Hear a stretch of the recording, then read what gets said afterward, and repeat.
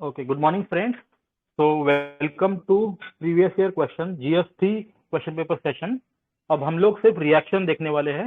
We will look at how is the questions, what are the sources, what are the trends that UPSC is following or not following, and what can be difficulty level, easy है, medium है, difficult है, कैसा है. तो जो भी आप लोग के मन में आ रहा है, please feel free to speak up. क्या स्ट्रैटेजी होनी चाहिए नेक्स्ट ईयर के लिए, क्या डिफरेंस करना चाहिए प्रिपरेशन में, जो भी क्वेश्चन के बारे में मन में आ रहा है, feel free to speak up. ठीक है सर, स्टार्ट करते हैं.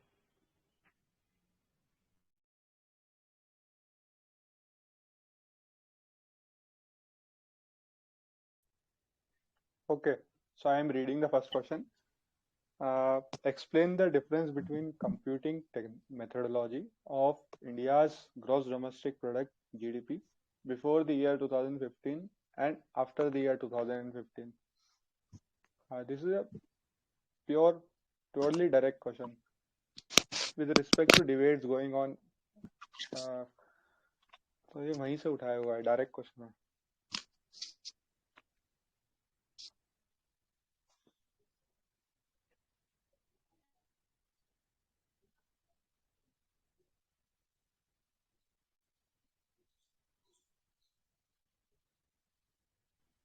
ऐसे पूछते हैं कि हमेशा वो जीडीपी के बारे में.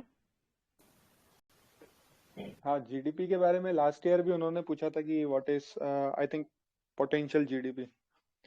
और सर ये ना इकोनॉमिक सर्वे में 2014 के पहले का कंपैरिजन था. बैक सीरीज जीडीपी वो लोग बोल रहे थे कि कम होती थी, तो ये शायद उससे ही डिराइव किया. मतलब इन लोगों ने शायद है ना 2015 थोड़ा सा डिप्लोमेटिक उसके लिए आंसर दिया है, मतलब लिखा है. बाकी ये 2014 के बाद के उसका कंपैरिजन ही है बेसिकली. नहीं 2015 में बेसिकली जो जीडीपी थी वो मार्केट प्राइस से कैलकुलेट होने लगी थी. उससे पहले वो कांस्टेंट फैक्टर कॉस्ट पे कैलकुलेट होती थी.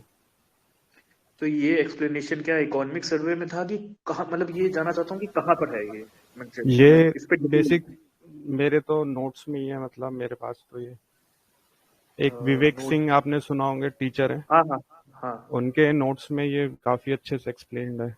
लास्ट ईयर भी पोटेंशियल जीडीपी भी एक्सप्लेन था उनकी नोट्स में. उनके नोट जो उनकी वो बुक आती है उसके अंदर. हाँ बुक में है, अच्छे से डिफाइंड है ये. वो इनफैक्ट समझाते भी हैं इसको अच्छे से. ओके यही मेन कंसर्न था मेरा कि थोड़ा सा पता चले. ओके नेक्स्ट क्वेश्चन भी इन्होंने देखी बजट्स पे दिया हुआ है, मतलब थोड़ा ये थ्योरेटिकल चले गए इस बार, सीधा पूछ रहे हैं.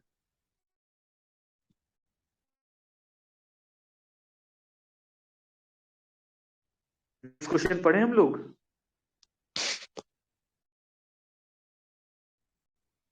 One minute. कि 2019 में भी जीडीपी को लेकर क्वेश्चन आया था कि do you agree with the view that steady GDP growth and low inflation have left the Indian economy in good shape. I think कि post 2015 there is a discourse in everyone's thought कि GDP के figures जो हैं वो over estimated है या कम है या ज्यादा है. तो I think this is contemporary issues, जैसे लास्ट सेशन में बता रहे थे. मतलब they are asking one question on GDP since 3 और 4 इयर्स, है ना. हाँ ठीक है. आगे का क्वेश्चन पढ़ते हैं. So distinguish between capital budget and revenue budget.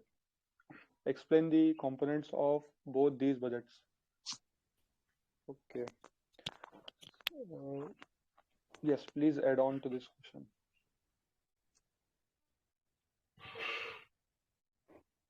Purely theoretical question है हाँ, ये पूरा थियोरेटिकल है. इसमें कोई एक्सप्लेनेशन भी मतलब क्या ही करोगे कि कैपिटल बजट के कंपोनेंट्स बताने हैं रेवेन्यू बजट के, और बस.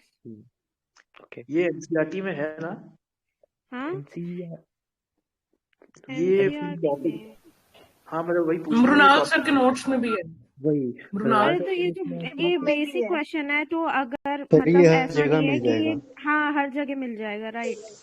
एक्चुअली क्या है, मृणाल सर के जो नोट्स हैं वो मैंने फॉलो किए थे ना, उसमें काफी साफ, जैसे नोट्स तो एनसीईआरटी में भी अवेलेबल है, मगर उसमें जो स्ट्रक्चरिंग की थी ना बहुत अच्छे से की थी और डिफरेंशिएशन बहुत अच्छा था. तो यहाँ पर क्या बोल रहे हैं, डिस्टिंग्विश बिटवीन. तो क्या है, यहाँ थोड़ा सा एड्स मिल जाएगा कि वो जो मृणाल सर का नोट्स है, मतलब हैंड आउट उसमें थोड़ा अच्छे से सेग्रीगेट करके समझा रखा है लेक्चर में, तो थोड़ा सा एडवांटेज रहेगा। बाकी है तो सब जगह है, ये प्योर एनसीईआरटी में भी है, राइट। वेबसाइट में भी दे रखा है सब जगह। सर बेसिक संजीव वर्मा में भी बढ़िया से दिया है। हाँ इनफैक्ट संजीव आप वर्मा में भी अच्छे से दिया है सर। थर्ड इनफैक्ट करते हैं आप। कॉन्स्टिट्यूशन के अंदर भी मेंशन्ड है कि हमें कैपिटल बजट और रिवेन्यू बजट को डिफरेंट शो करना होता है।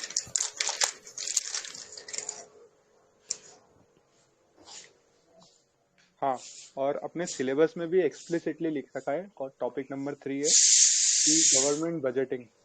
I think this is following the same chronology जो GS2 में भी फॉलो करा, कि सिलेबस के अकॉर्डिंग क्वेश्चन पेपर में आ रहा है। सर, और सर ऑर्डर भी सेम है, जैसे मतलब कुछ अगर पहले मेंशन है टॉपिक तो वही ऑर्डर भी वही है क्वेश्चंस का।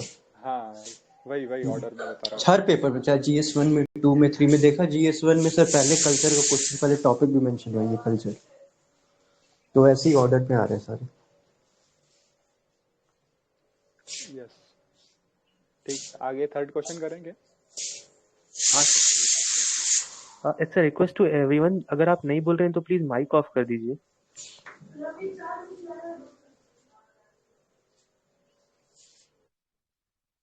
Okay, so we'll move on to the question number 3 कि how did land reforms in some parts of the country help to improve the socio-economic conditions of marginal and small farmers?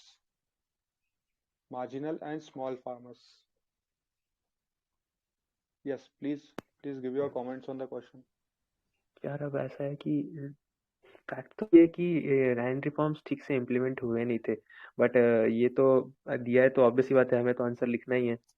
तो ये तो उसमें है ना कि positive connotation है कि मतलब इम्प्रूव कैसे किया। तो हाँ बेसिकली हाँ, इसमें वो हुआ कंसोलिडेशन ऑफ लैंड हुआ, जिनका सेग्रीगेटेड था उसको कंसोलिडेट किया, तो हाँ वो चकबंदी वाला फैक्टर आएगा। फिर वो रेंट का जो था लैंड रिफॉर्म्स में, रेंट वाला वो वाला आ सकता है पार्ट। रिफॉर्म्स भी आ जाएगा। ये जो है ना, ये बिल्कुल थियोरेटिकल टॉपिक इसलिए हो गया है क्योंकि ना ये पहले इनिशियल ये पोस्ट इंडिपेंडेंस इंडिया के बाद में ना, अब जो ह्यूमन ज्योग्राफी पढ़ेंगे ना उसमें ये और मृणाल के नोट्स में भी सब जगह वेबसाइट में भी दे रखा है।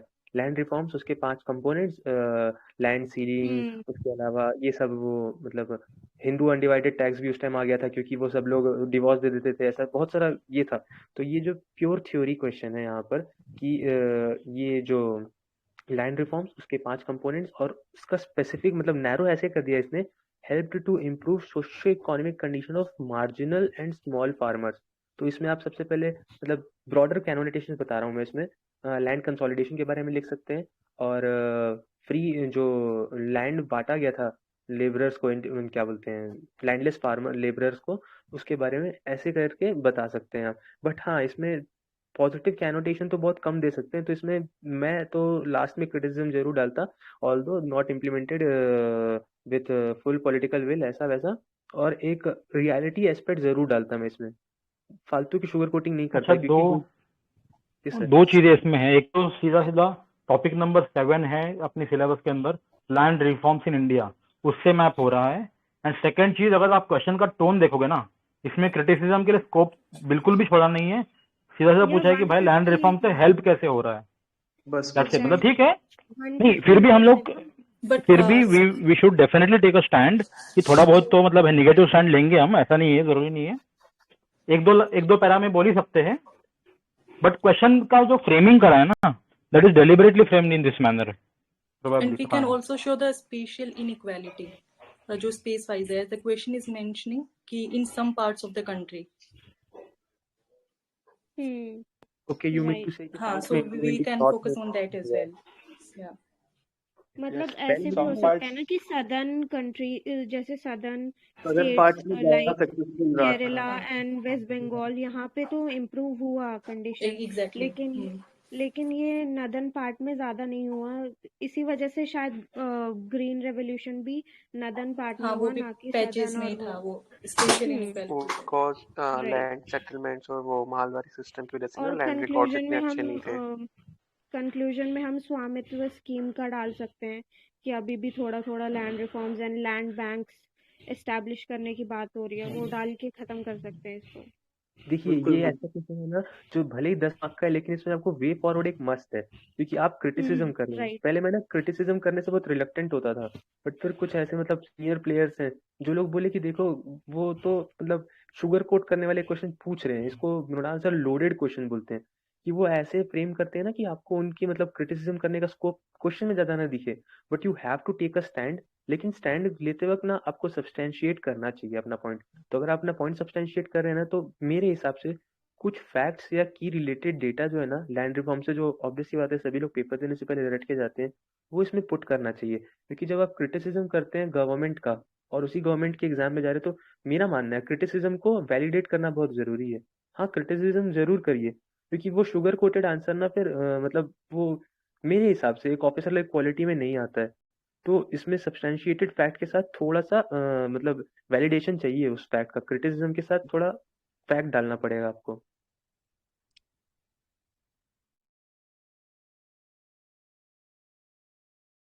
अच्छा, और किसी को कुछ ऐड करना है? आगे आगे चले। वैसे स्वामित्व वाला आइडिया अच्छा था कि अभी करंट सिचुएशन क्या है, we can also bring in the land, ये प्रोटेस्ट वाली बात भी ला सकते हैं थोड़ा सा हम, कि आज भी बहुत जगह पे वाइड स्प्रेड डिसकंटेंट है। इसमें ना सबसे वीकर सेक्शन के बारे में भी डालना पड़ेगा आपको, थोड़ा सा ट्राइबल सेक्शन के बारे में भी, कि लैंड रिफॉर्म ट्राइबल एरियाज में तो बिल्कुल भी इम्प्लीमेंट नहीं हो पाए थे। तो ऐसा एक सेक्शन जरूर डालना चाहिए कि जो सबसे वीकर सेक्शन के प्लाइट को भी दिखाए स्मॉल एंड मार्जिनल फार्मर्स में। हाँ, एक पॉइंट और मुझे यहाँ पे दिख रहा है इसमें कि the benefits of green revolution are taken by the large farmers. तो ये व्यू भी अपने को यहाँ डालना चाहिए, क्योंकि बोल रहा है कि सम पार्ट्स में कुछ एक मार्जिनल फार्मर्स का क्या इशू है, तो उसी पार्ट्स में जो बड़े फार्मर्स है उन्होंने बेनिफिट लिया। ऑल्सो अभी एग्रीकल्चर को लेके मूवमेंट भी चला पूरे इंडिया में, तो उसके कंटेक्स्ट में भी देखना चाहिए इस क्वेश्चन को।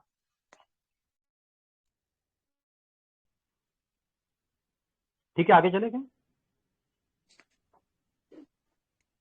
माइक्रो इरिगेशन पढ़ लीजिए प्लीज रीड द क्वेश्चन।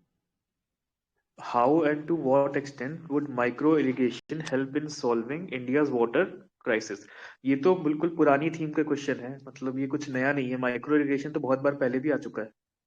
हाँ, और है भी टॉपिक का मतलब सिलेबस का ही टॉपिक। इसमें तो किसी को भी दिक्कत नहीं होगी। इसमें हाँ, कुछ ऐसा इन्होंने कुछ नैरो करके भी नहीं पूछा, बहुत ब्रॉड है। How and to what extent, बस व्हाट एक्सटेंट में थोड़ा सा क्रिटिसिज्म आ सकता है कि क्या कमियां रह गई हैं अभी भी। अच्छा, जस्ट टू ऐड, ये डायरेक्टली रिलेट कर रहा है टॉपिक नंबर 4 एग्रीकल्चर के अंदर, major crops cropping pattern in various parts of the country, different types of irrigation system, फिर storage, transport, marketing of agriculture produce, e technology. तो ये topic number 4 से डायरेक्टली लिंक कर रहा है, इरिगेशन सिस्टम मेंशन करा हुआ है। एंड जैसे किसी ने बोला कि प्रीवियस ईयर पूछा हुआ है प्रीवियसली। ठीक है, हाँ नहीं सर, इरिगेशन से सवाल आ ही रहे हैं, मतलब ऐसा नहीं है कि वो नहीं है, ट्रेंड में ही चल रहा है लास्ट ईयर इरिगेशन। स्कीम का रिव्यू आया था। हाँ, आई थिंक जल, I don't remember the name. जल जीवन मिशन का ना? यस करेक्ट, हाँ, जल जीवन मिशन। हाँ, जैसे इसमें कृषि सिंचाई योजना डाल सकते हैं, पर ड्रॉप मोर क्रॉप, पर ड्रॉप मोर क्रॉप। हाँ, हाँ, तो गवर्नमेंट की स्कीम्स इसको रिलेटेड फिर flagship doubling the farmers income भी आना चाहिए। हाँ, और माइक्रो इरिगेशन फैसिलिटी पे सब्सिडी मिल रही है, ये सब चीजें भी ऐड करनी चाहिए, मतलब इसमें सारे पॉइंट्स आ जाएंगे। ये मेरे ख्याल से एक यार लेकिन एक चीज क्वेश्चन नोटिस करना, क्वेश्चन में फार्मर्स के बारे में नहीं पूछा है, क्वेश्चन में ये पूछा है कि how micro irrigation is helping to solve India's water crisis. They are not asking about farmers per se. Exactly. Orientation अलग है। अटल भूजल योजना जो फ्लैगशिप चला रही है गवर्नमेंट। हाँ, करेक्ट करेक्ट। तो मतलब इसमें मिस्टेक ये हो सकती है ना, माइक्रो इरिगेशन देख के हम पूरा फार्मर से वो सेंट्रिक कर ले। हाँ, और इस पूरे लेकिन ये क्वेश्चन भी है पेपर ना कि में मैंने देखा अभी वाटर का कोई भी सबसे एक स्कीम मैक्सिमम का यूजेस रिव्यू नहीं तो आया है फार्मर्स का कि ही है। और इंडिया में ग्राउंड वाटर भी सबसे ज्यादा यूज होता है बोले इरिगेशन में। हाँ, बिल्कुल बिल्कुल। और मैं ये बोल रहा हूँ कि इस पूरे क्वेश्चन पेपर में किसी स्कीम का रिव्यू नहीं आया है, तो अपन इस क्वेश्चन में स्कीम रिव्यू कर सकते हैं। हाँ, वरना ये लोग कभी ना कभी स्कीम देते थे ना, मतलब एक स्कीम तो दे ही देते थे पेपर में। इस बार नहीं दिया। शायद इंडिया वाटर क्राइसिस के लिए कुछ नीति आयोग का डेटा भी है ना, नीति आयोग ने बोला था ना कि almost 2/3 of the India's districts come under red zone, ऐसा कुछ बोला था वाटर क्राइसिस के बारे में। Composite water management index. इसमें ना मैप बनाने का भी स्कोप है, करेक्ट, क्योंकि हाँ, जो वाटर टेबल बहुत नीचे बढ़िया, बहुत रिसीड हो बढ़िया। रहा है और कौन सा वाटर स्ट्रेस रीजन है, ये मैप बनाने का स्कोप बहुत बढ़िया है इसमें। हाँ बिल्कुल, आना ही चाहिए मैप, इस आना ही चाहिए। और आई थिंक 2-4 स्कीम तो आना ही चाहिए वे फॉरवर्ड में कि इसको स्ट्रेंथन करने की जरूरत है। एंड ऑल्सो इसमें इफ पॉसिबल आईआर का अगर डायमेंशन डालना हो तो we should learn from like minded countries जहाँ पे वाटर एफिशिएंसी अच्छी है। जैसे चाइना में इसराइल। जितना राइस उगता है ना, नहीं, एक तो मतलब मैंने चाइना का पढ़ा था कि चाइना में राइस जो बनता है that is 10 times more water efficient then India. And Israel से हम जो वाटर डिसैलिनेशन टेक्नोलॉजी है। इसमें ये भी डाल सकते हैं कि जैसे इंडिया नंबर 1 एक्सपोर्टर है वर्चुअल वाटर का, वो राइस के एक्सपोर्टर की वजह से ही है, मतलब जो आपने Excellent. बताया, तो virtual water very good point.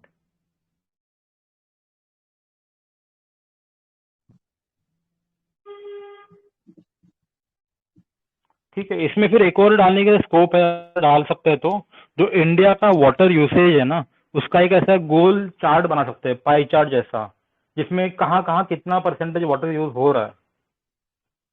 अगर किसी को याद है डायग्राम तो डाल सकते हो। यार ऐसा भी था कि 80 to 90% of fresh water is being used by the farmer मतलब एग्रीकल्चर सेक्टर, ऐसा भी कोई डेटा था। हाँ तो 85 उसमें समथिंग है करेक्ट है ना। है ना, 85 है। जरूर है, बट तो इसमें ब्रॉडर कैनोनेशन में पूछ रहा है ना आपको कि micro irrigation helped in India's water crisis. तो इसमें क्या है, आप इरिगेशन से और फार्मर से अपने आप को लिमिट करेंगे तो आप अपने आंसर के स्कोप को थोड़ा सा नैरो कर देंगे, थोड़ा ब्रॉडर यार तो पर्सपेक्टिव में। क्वेश्चन मेरे को लगता नहीं है कि ये ज्यादा ब्रॉड पर्सपेक्टिव ले सकते हो, क्योंकि वो माइक्रो इरिगेशन पूछ रहा है एंड दैट ये इज ऑफ करके तो 150 फार्मर से लिंक वर्ड्स। करके ही दिखाना पड़ेगा, फार्मर से लिंक करके नहीं दिखाएंगे कि मतलब जब फार्मर्स कि पानी बचाएंगे तो फिर इनडायरेक्टली हाँ, वाटर क्राइसिस क्योंकि हील हो जाएगा। Majority of the fresh water is being used by the use by agriculture farmers only. Sector. बिल्कुल तो बिल्कुल इसको ज्यादा आप ब्रॉड कर देंगे तो मेरे हिसाब से आपका कम इस हो क्वेश्चन का सकता है। ट्रक खत्म हो जाएगा, तो जो ये लोग पूछना राइट, क्योंकि वो पूछ स्ट्रेट वो उसी फॉरवर्ड सेंस में। क्वेश्चन है कि माइक्रो इरिगेशन कैसे सॉल्व करेगा वाटर क्राइसिस, और वाटर क्राइसिस क्यों हो रहा है, क्योंकि इतना ज्यादा पानी यूज कर रहे हैं फार्मर्स, मतलब नहीं unjustified. I got my point, मतलब कि मैं थोड़ा सा और ज्यादा, क्योंकि ये क्या है, आखिरी में देखा वाटर क्राइसिस, बट इन्होंने और मतलब क्वेश्चन ऑलरेडी नैरो डाउन करके दे रहा है कि इरिगेशन की वजह से ही, मतलब ये एग्रीकल्चर प्रैक्टिसेस की वजह से ही वाटर क्राइसिस को रिलेट करना है। ठीक मैं समझ गया। Thank you. Question number 5। In fact एक ministry of agriculture and farmer welfare ने एक अपना डायग्राम था एक ऐसे ही, उसमें benefit of micro irrigation PIB में आया था, उसमें काफी अच्छा डेटा दिया होता है, like 48% saving of irrigation water, 10 to 17% saving of energy, ऐसे करके पाई चार्ट टाइप था, वो काफी हैंडी था मतलब। ओके, किस मंथ में आया था अगर याद हो? ये लास्ट ईयर का है, मुझे मंथ Okay. याद नहीं है, बट नोट्स में था मेरे, तो मैंने बता दिया। Okay.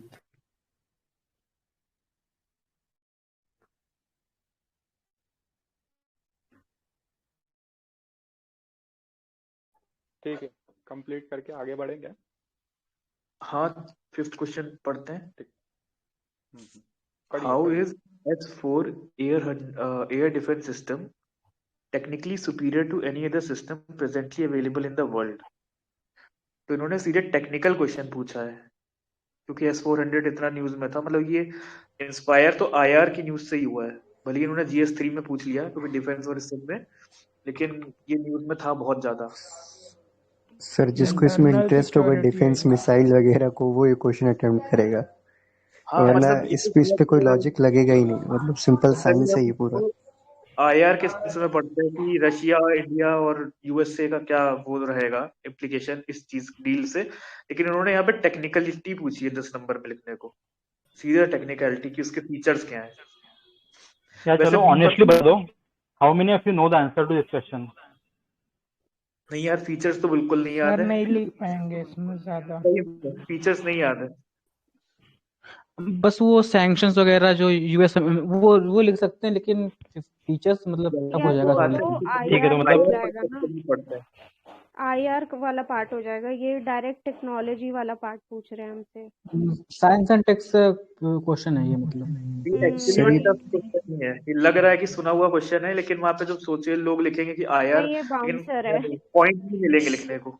Sir right. इसके तो ठीक फीचर है, ही तो लिखने हैं और मतलब बाकी कुछ कर भी नहीं सकते इसमें। मतलब इसमें एनीवेज कोई आई थिंक तो बाउंसर है, तो आगे बढ़ते हैं, हाँ।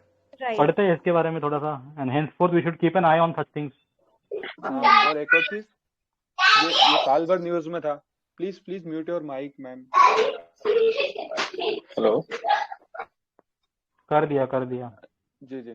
हाँ, तो मैं बोल रहा हूँ कि साल भर हमने इस S400 को सुना और हमने सोच के इसको अवॉइड करा कि ये तो बस एक पॉइंटर होगा हमारे जीएस के आईआर के आंसर में।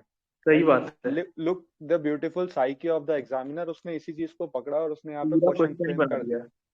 बिल्कुल बिल्कुल। क्वेश्चन भी ये फ्रेम करा कि आप टेक्नोलॉजी बताओ। ऐसे ही क्रिप्टो करेंसी को भी अवॉइडेड लास्ट, मतलब हमने उसको इतने सही से नहीं पढ़ा कि उसको सोसाइटी में यूज कैसे करना है, और साइकी वहां पकड़ी एग्जामिनर ने और GS1 में डाल दिया। तो दोनों क्वेश्चन जो है इंटरचेंज है, GS3 का GS1 और इधर आ गया। चलो नेक्स्ट क्वेश्चन देखते हैं। तो इससे मतलब एक चीज हो रही है ना यार, कि मल्टी डायमेंशनल पढ़ाई करने की इम्पोर्टेंस कितनी है वो दिख रहा है इसमें से। मुझे लगता है कि जो एग्जामिनर हमसे चाह रहा है, हमको उसको आज से ही इंग्रेन करना चाहिए कि S400 हम न्यूज में सुन रहे हैं तो हम उसको अवॉइड ना करें, हम उसको एक बार देख ले कि यार क्या है। या हम एम विश्वेश्वरैया को सुन रहे थे लास्ट ईयर क्योंकि उनका एनिवर्सरी था, बिल्कुल और बिल्कुल। हमने उसको अवॉइड करा और वो 2020 में आ गए, 2019 में आ गए, सॉरी। तो सर ऐसा दिस लग इज रहा है ना समथिंग कि जो भी मतलब कुछ हॉट टॉपिक जो रहते हैं हमेशा चलते रहते हैं, मतलब अवेयरनेस पे पूरा पेपर लग रहा है। वैसा आता है कि हर चीज तुमको jack of all trade type का होना चाहिए। हर चीज थोड़ा थोड़ा तुमको तो आनी ही चाहिए जो भी न्यूज में। और ये ठीक है, ज्यादा आगे चलते पुराना हैं नहीं है नेक्स्ट। ना सर, है लास्ट के 3-4 मंथ के ही लग रहे हैं। और लोग भी बताएं जो लोग डेली न्यूज़पेपर पढ़ते हैं, मतलब ये S400 कब से न्यूज में आया है? मेरे ख्याल से ये अक्टूबर नवंबर में ही था। नहीं, ये तो चल ही रहा ना यार काफी टाइम से। इसको तो काफी हाँ, टाइम हो जैन चुका है यार। जैन 2021 से चल रहा लगभग ये। अभी भी हाँ, आर्टिकल आ ही रहे हैं सर, मतलब परसों वही ही ना, आया अभी। और ये डील नवंबर भी तक हम तो कब काफी पहले से डिसाइड कर रहे थे कि हम ये डील करेंगे, फिर हमने डिसाइड करा कि हाँ हम करने वाले हैं, फिर सैंक्शंस होने लगे कि सैंक्शंस के बाद क्या होगा। आई think this is a contemporary issue, 1-2 साल का है ये पूरा। ठीक है, आगे चलते हैं। ठीक नेक्स्ट है। क्वेश्चन हाँ, है क्वेश्चन नंबर 6। क्वेश्चन नंबर 6 कह रहा है, explain the purpose of green grid initiative launched at World Leaders Summit COP26 UN Climate Change Conference in Glasgow November 2021। आगे भी है, data when was this idea first floated in the ISA? ये क्या पूछ लिया? when was this idea, मतलब सीधे date month year पूछ रहे हैं। यार एक्चुअल तो सब कुछ गलत होता है ना।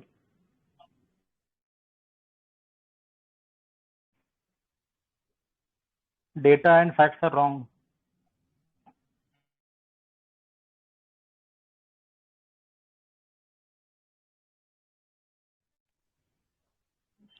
सब लोग स्पीचलेस हो गए क्या?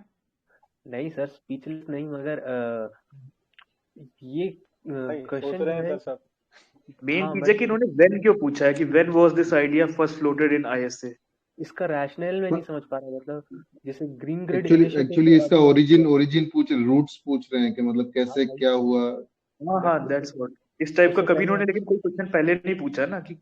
ये और ट्रेंड दूसरी चेंज बात नहीं किया था। COP 26 में इन्होंने सीधे सीधे ये पूछ दिया है कि explain the purpose of green grid initiative. ये नहीं पूछा कि COP 26 का जो जनरली न्यूज आ रही थी कि ओवरऑल क्या आउटकम्स निकले हैं, या फिर इंडिया का क्या डिप्लोमेटिक प्रेजेंस रहा, रोल, कुछ नहीं पूछा। या फिर ग्लोबल लेवल पर COP 26 का क्या इम्पैक्ट रहेगा, वे फॉरवर्ड फ्यूचर, कुछ नहीं। इन्होंने उसमें से सिर्फ एक ही चीज उठा के वही पूछी, ग्रीन ग्रिड इनिशिएटिव बताओ पर्पस, और ऊपर से पूछा है इसका व्हेन वाज दिस आइडिया। अब व्हेन वाज तो एकदम से सही में रिकॉल नहीं हो रहा, जिसने डेप्थ में नहीं पढ़ा हो। तो सी, one sun one world one grid जो इनिशिएटिव है ना, ये हाँ, इनिशिएटिव बहुत टाइम से हो रहा था कि करेंगे, बट थोड़ी सी ये प्रैक्टिकलिटी लागू इश्यूज अभी हुई। बिल्कुल बिल्कुल अभी हाँ, यूके के साथ मिलके किया गया कि फाइनली।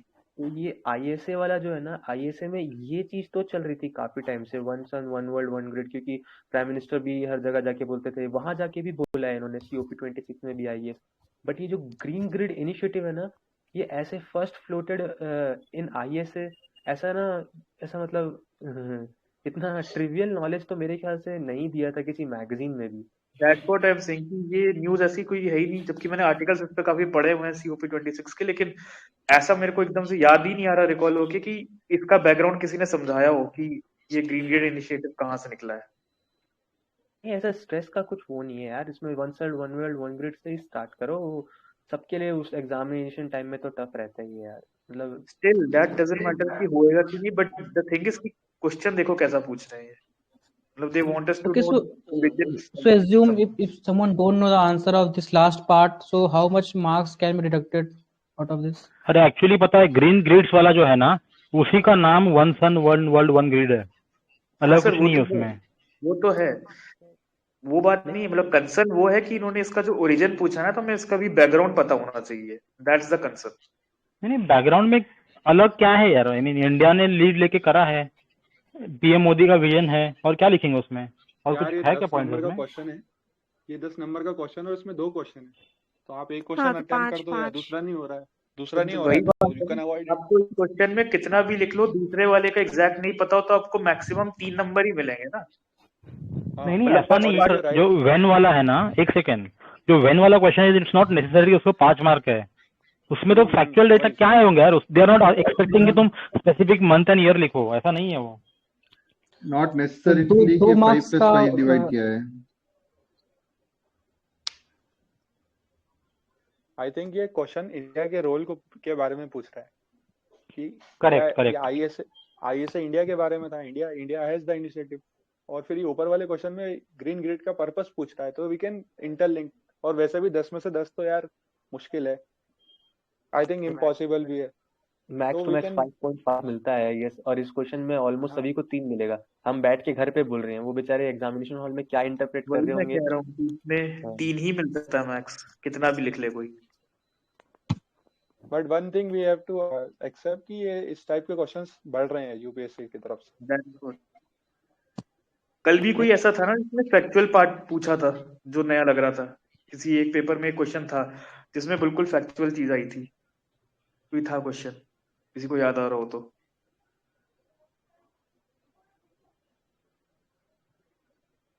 अच्छा, अर्न व्हाइल यू लर्न वो वाला। हाँ वो भी हो सकता है। हाँ वो भी कह सकते हैं, काफी था, मतलब एग्जैक्ट पता होना चाहिए, लेकिन एक और क्वेश्चन भी था, देखते हैं फिर आएंगे, फिर देखते हैं उसको, चेक करता हूँ क्या था। वोल्केनिक वाला ना, वोल्केनिक। हाँ हाँ volcanic वाला। हाँ exactly, वो भी कि वोल्केनो उसने सीधे पूछा था कि what were the different volcanic eruptions in 2021, mention different. Mention करो। एग्जैक्टली।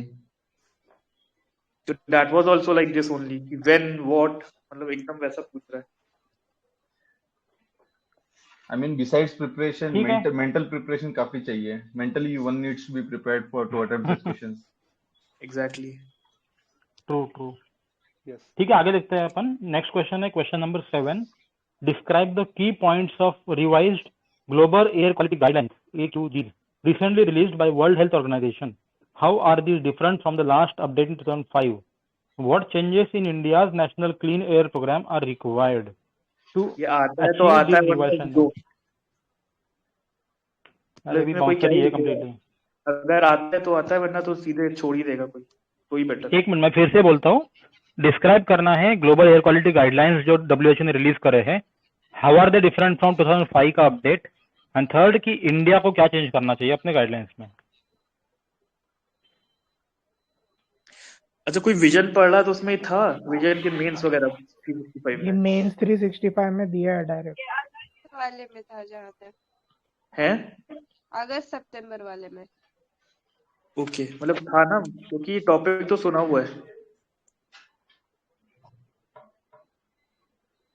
हाँ ये मेंस 365 में डायरेक्ट ही दिया है।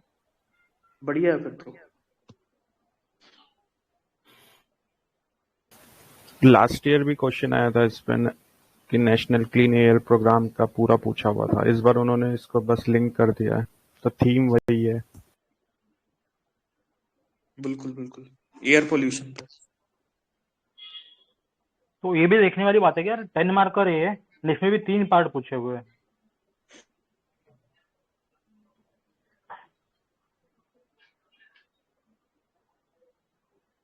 ठीक है, एनी कमेंट्स एनीबॉडी?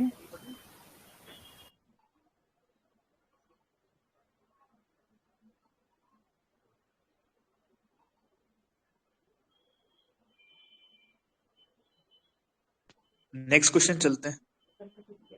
ठीक है, क्वेश्चन नंबर 8 है, discuss the vulnerability of India to earthquake related hazards, give examples including salient features of major disasters caused by earthquakes in different parts of India during last 3 decades. तो इसमें भी वही लग रहा है ना जो प्रीवियस देखा था, पिछले 3 डिकेड के लिस्ट करो डिजास्टर्स को। वही चीज है इसमें, ये फैक्चुअल है थोड़ा। ये लोग थोड़ा सा स्टेट पीसीएस जैसा पैटर्न फॉलो करते हैं क्या? मतलब वो लोग यूजुअली ऐसे पूछते हैं। कुछ सब मिला के अनप्रिडिक्टेबिलिटी ऐड करना चाह रहे हैं बस।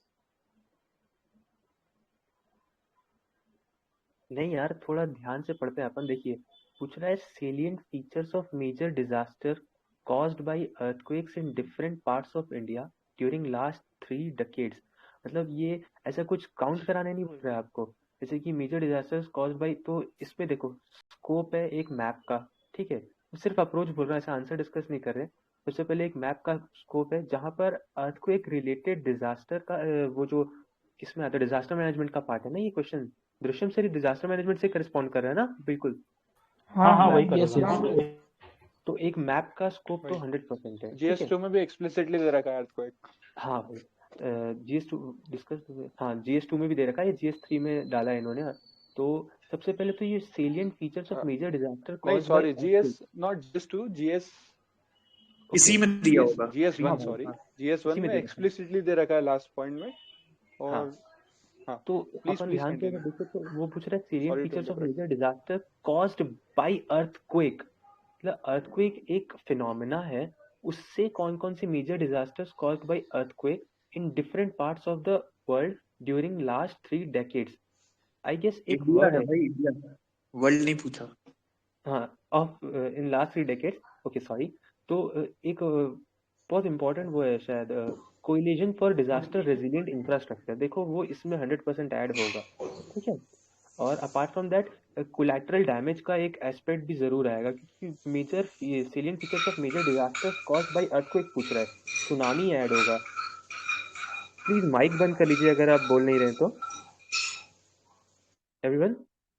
हाँ, तो ये एक मतलब मेजर डिजास्टर की, मतलब अर्थक्वेक से जो रिलेटेड डिजास्टर्स है उसके बारे में पूछ रहा है, ये उतना भी नैरो नहीं है। और लास्ट 3 डेकेड्स में इसलिए पूछ रहा है क्योंकि देखिए, एक तो आप भुज का डाल पाएंगे, ठीक है, लास्ट 3 डेकेड्स में, और फिर अर्थक्वेक से सुनामी आई थी आई गेस 2007 में जब क्वाड बना था 2004 में। तो ये उतना भी ज्यादा महाराष्ट्र में किल्लारी डिस्ट्रिक्ट, हाँ यहाँ वहाँ अर्थक्वेक से जो डिजास्टर आई, ये उतना भी ऐसा फैक्चुअल नहीं है जैसा अपन सोच रहे हैं। ये मेरा ओपिनियन है, your opinion might differ from mine. But the thing is कि we need to be like prepared with this ना, वहां पे इतना टाइम ही नहीं मिलता कि बहुत ज्यादा सोच पाए, वो भी 10 नंबर में कितना पूछा है। तो ये मतलब है कि इसका ट्रेंड चेंज हो रहा है थोड़ा, फैक्चुअल कह लो या फिर जो भी, मतलब कि रिकॉल बेसिस। ठीक है, तो टेक अवे ये रहेगा कि यार जो भी लिस्ट होंगी ना उसको रट लो पहले, पिछले 5-10 सालों में क्या क्या हुआ है इंडिया में डिजास्टर सारे। ठीक है, नेक्स्ट करते हैं। क्वेश्चन नंबर 9 है, discuss how emerging technologies and globalisation contribute to money laundering. Wow, elaborate measures to tackle the problem of money laundering both at national and international levels। तो ये question revolves around money laundering के बारे में है, and specifically पूछा है कि emerging technologies and globalisation, how these 2 factors are leading to money laundering and इसके सॉल्यूशंस क्या क्या है। सर इसमें क्रिप्टो वगैरह यूज हो जाएगा। ये क्वेश्चन जो है ना सिक्योरिटी का पार्ट है, क्योंकि हाँ, ये क्वेश्चन जो है ना इंटरनल सिक्योरिटी का पार्ट है, क्योंकि इंटरनल सिक्योरिटी में I guess money laundering explicitly mentioned है, ठीक है, मगर इसको ब्यूटी देखिए क्वेश्चन की, ये क्रिप्टो करेंसी से पूछ रहा है, ग्लोबलाइजेशन में यानी कि मोबिलिटी बढ़ गई है, मनी पावर मैन सभी की, मतलब ये एक तरीके का इमेजिनेशन है कि ग्लोबलाइजेशन और इमर्जिंग टेक्नोलॉजीज, चाहे वो क्रिप्टो करेंसी हो चाहे एनएफटी, कैसे वो मतलब एक विशियस सर्कल चला रहा है जो मनी लॉन्ड्रिंग को एनेबल कर रहा है। और ये फिर अगला जो पॉइंट है आई गेस वे फॉरवर्ड, इसमें इसमें जो है वे फॉरवर्ड भी सजेशन के दौर। Please go on. Emerging technologies में आप deep web dark web use कर सकते हो, OTR that is being used, है ना, blockchain technology is being used. हाँ, इमर्जिंग टेक्नोलॉजीज की बात कर रहा है, हमें उस पर भी ध्यान देना चाहिए बेसिकली। ओके। और आजकल जैसे वो जो पाकिस्तान FATF की ग्रे लिस्ट, उससे भी मतलब लिख सकते हो उसके बारे में, मनी लॉन्ड्रिंग पे ही, टर्की एंड पाकिस्तान। वो तो है। सबसे पहले क्वेश्चन को डिस्ट्रीब्यूट कर लेते हैं। सी, सबसे पहले वो एक एस्पेक्ट बता रहा है टेक्नोलॉजी और ग्लोबलाइजेशन, यानी मोबिलिटी और इंफॉर्मेशन मोबिलिटी, एक तरीके से क्रूड टर्म्स में बता रहा हूँ। एक पार्ट ये है, दूसरा पार्ट ये elaborate measures to tackle the problem of money laundering both at national and international level। तो देखो इसमें ना आई गेस स्कोप बहुत सारा है कि हम सजेशंस दें, what has been done by the government, what has been done by the world government already done, और पूछना है measures to tackle, elaborate measures to tackle. तो इसमें आपका सजेशन भी पुट फॉरवर्ड करना जरूरी है इस क्वेश्चन में स्पेसिफिकली यहाँ पर, कि एंड में आपको वो इनपुट देने जरूरी है जो अभी लैक कर रहे हैं। We can talk about strengthening of PMLA Act, Prevention of Money Laundering Act, यहाँ पे वो सब चीजें। इंटरनेशनल लेवल पे क्या हुआ है मेजर्स मनी लॉन्ड्रिंग के अगेंस्ट? सर FATF वाला सबसे FATF है इसमें। हाँ। FATF है, FATF इंटरनेशनल लेवल पे है और PMLA अपने यहाँ पे डोमेस्टिक लेवल पे। हाँ, वही मैं बता रहा था, FATF तो इंटरनेशनल लेवल पे सबसे पहले है, और दूसरा सर अभी वो चल रहा है कि ग्लोबल मिनिमम कॉर्पोरेशन टैक्स लगाया जाए, क्योंकि वो एक तरीके से तो ये जिसका क्या बोलते हैं उसको, डबल टैक्स अवॉइडेंस एग्रीमेंट रहता है। इंडियन बिजनेसमैन सेशल्स पे अपना ऑफिस खोल लेते हैं, तो फिर मनी को यहाँ से लॉन्डर करते हैं, एक तरीके से वो टैक्स इवेजन में भी आता है, तो वो भी किया जा रहा है, ग्लोबल मिनिमम कॉर्पोरेशन टैक्स। ठीक, ये दो इम्पोर्टेंट इंटरनेशनल लेवल पर हो गए। और world corporation minimum corporation tax जो है वो टैक्स एविजन है, लेकिन वो मनी लॉन्ड्रिंग तो मेरे हिसाब से नहीं है। ये ग्लोबलाइजेशन में आप शेल कंपनीज का ऐड कर सकते हो, शेल कंपनीज हो रही है उसमें। हाँ हाँ, वो यहाँ से सेशल्स में इंडियन बिजनेसमैन चले जाते हैं। हो सकता है कि अभी मैंने शायद गलत दिया, वो मेरा इंटरप्रिटेशन वही था जो आप कह रही थी। और थर्ड, एक और वर्ल्ड इकोनॉमिक फोरम ने भी आई गेस कुछ प्लान डिवाइस किया था ना, जहाँ पर वो गाइडलाइंस इशू करते हैं सारे बैंक्स को कि मनी लॉन्ड्रिंग से कैसे वो किया जाए। अगर किसी को याद आ रहा हो तो प्लीज बताइए, कि मैं भूल गया हूँ, बहुत टाइम पहले। बेस इरोजन प्रॉफिट शिफ्टिंग आएगा क्या इसमें? Profit shifting, yes. वो लेकिन उसका था OECD का था, वो वेफ का नहीं है, वो OECD ये सब टैक्स इवेजन के, मनी लॉन्ड्रिंग के नहीं है ये base erosion and profit shifting, ये बेसिकली राउंड ट्रिपिंग और उनके लिए। लेकिन राउंड ट्रिपिंग भी तो होता ही है, वो इवेजन में भी आ जाएगा, उसमें भी आ जाएगा, मनी लॉन्ड्रिंग में भी तो राउंड ट्रिपिंग होती है।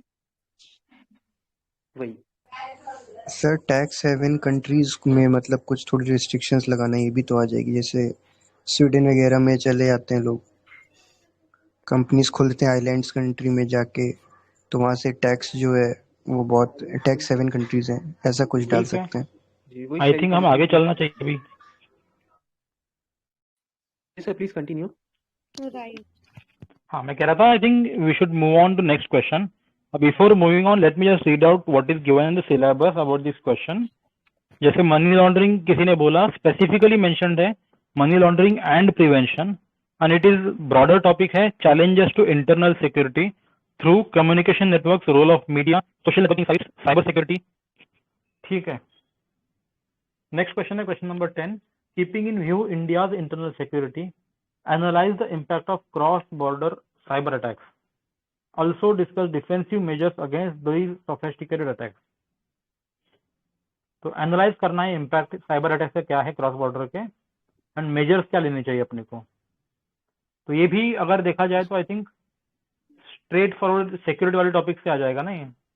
यस सर, इस क्वेश्चन का कॉन्टेक्स्ट ये है कि कुछ टाइम से पहले शायद लास्ट ईयर मुंबई में एक अटैक हुआ था चाइना के मतलब ऐसा एलिजिट तो किया जाता है राइट चाइना के द्वारा रेड को यूज करके वो क्रिटिकल पावर ग्रिड को गिरा दिया गया था। क्रॉस बॉर्डर साइबर अटैक, इसमें मतलब ये इंटरनेट सिक्योरिटी का एक पार्ट है पूरा और काफी स्ट्रेट फॉरवर्ड है। और सिलेबस में स्पेसिफिकली मेंशन्ड है basics of cyber security. Yes sir.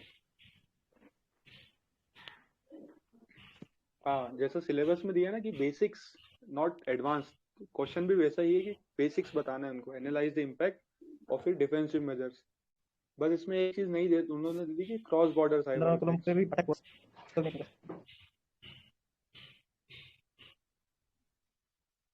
Sir digital sovereignty वगैरह भी इसमें लगा सकते हैं ना, साइबर अटैक्स को कम करने के लिए।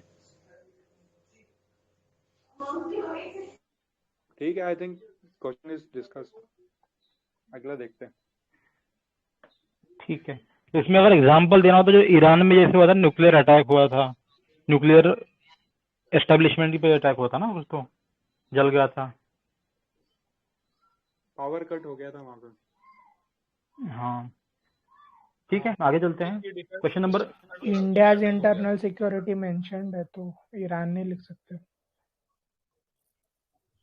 अरे हाँ इंडिया वो का भी है। एग्जाम लिख सकते हैं ना। सोलार विंड्स जो ग्रुप है, एपीटी जो होती है ग्रुप साइबर अटैक्स के लिए जो यूज होती है, जो पर्टिकुलरली है इंडिया को भी एलिज किया जाता है। इंडिया का मानसून एपीटी है जो बाकी लोगों पे अटैक करती है। तो वैसे चाइनीज का एपीटी 40, एपीटी 39, पाकिस्तान का एपीटी 36, ये सब है, ये सब आ जाएंगे इसमें।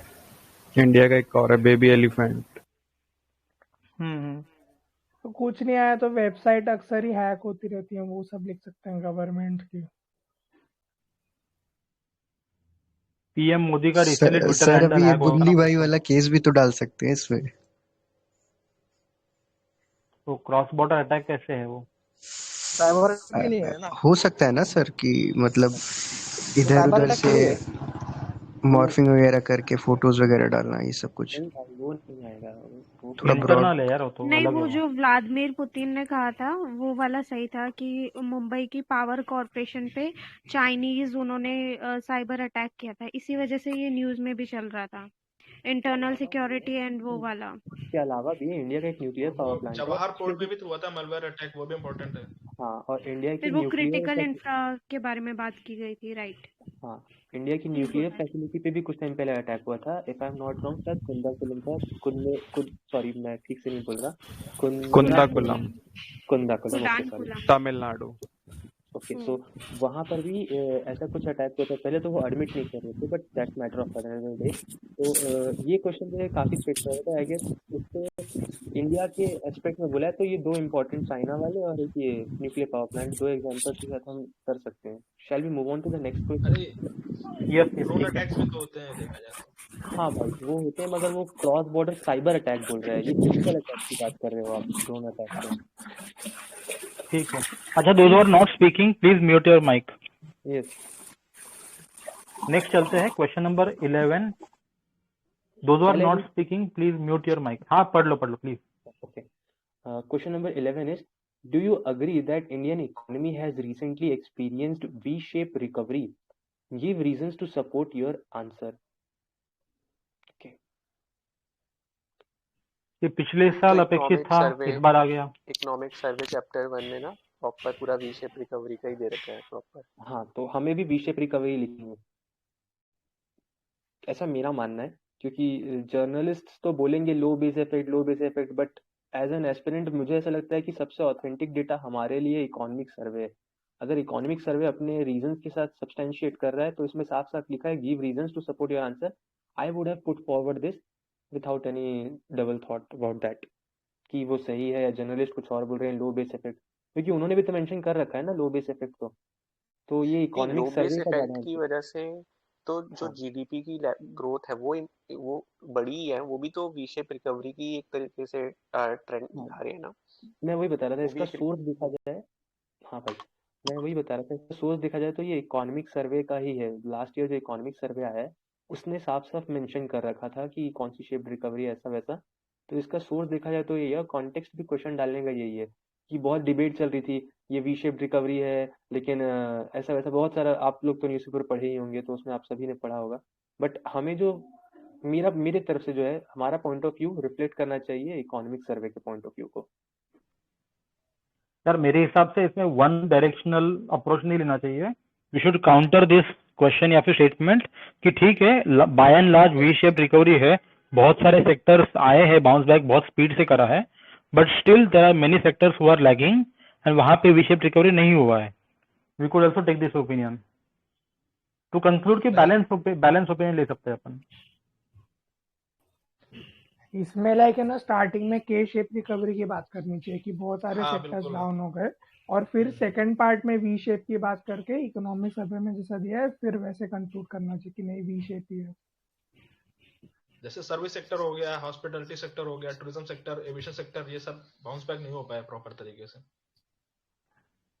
नहीं, बट स्टार्टिंग आप मूवीज अफर्मेशन वगैरह से ही करोगे कि हाँ ठीक है वी शेप्ड हुई है, फिर उसमें बताएंगे थोड़ा बहुत ड्रॉबैक्स क्या हुआ है, फिर कंक्लूड कर सकते हो।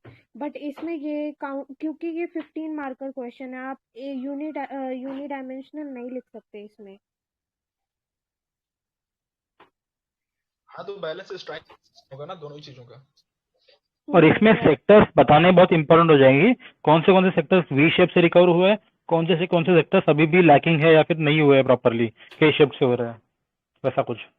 And we can also include in the conclusion कि किसी भी टाइप की रिकवरी भी हो, but India is working hard, या फिर जो है ना, मतलब जो आत्मनिर्भर भारत पैकेज वगैरह अनाउंस करके इंडिया को रिकवर करने के बहुत अच्छे स्टेप्स लिए गए सरकार के द्वारा, and India is on course to become $5 trillion economy. वैसा फार्म सेक्टर बोल सकते हैं कि यार स्टडीजली ग्रो कर रहा है, ऐसे कुछ बोल सकते, पॉजिटिव दिखा दो लास्ट अभी में। बोल रहे हैं ना कि इकोनॉमी की बात हो फोर्थ रही है, बन जाएंगे, इसमें हम भी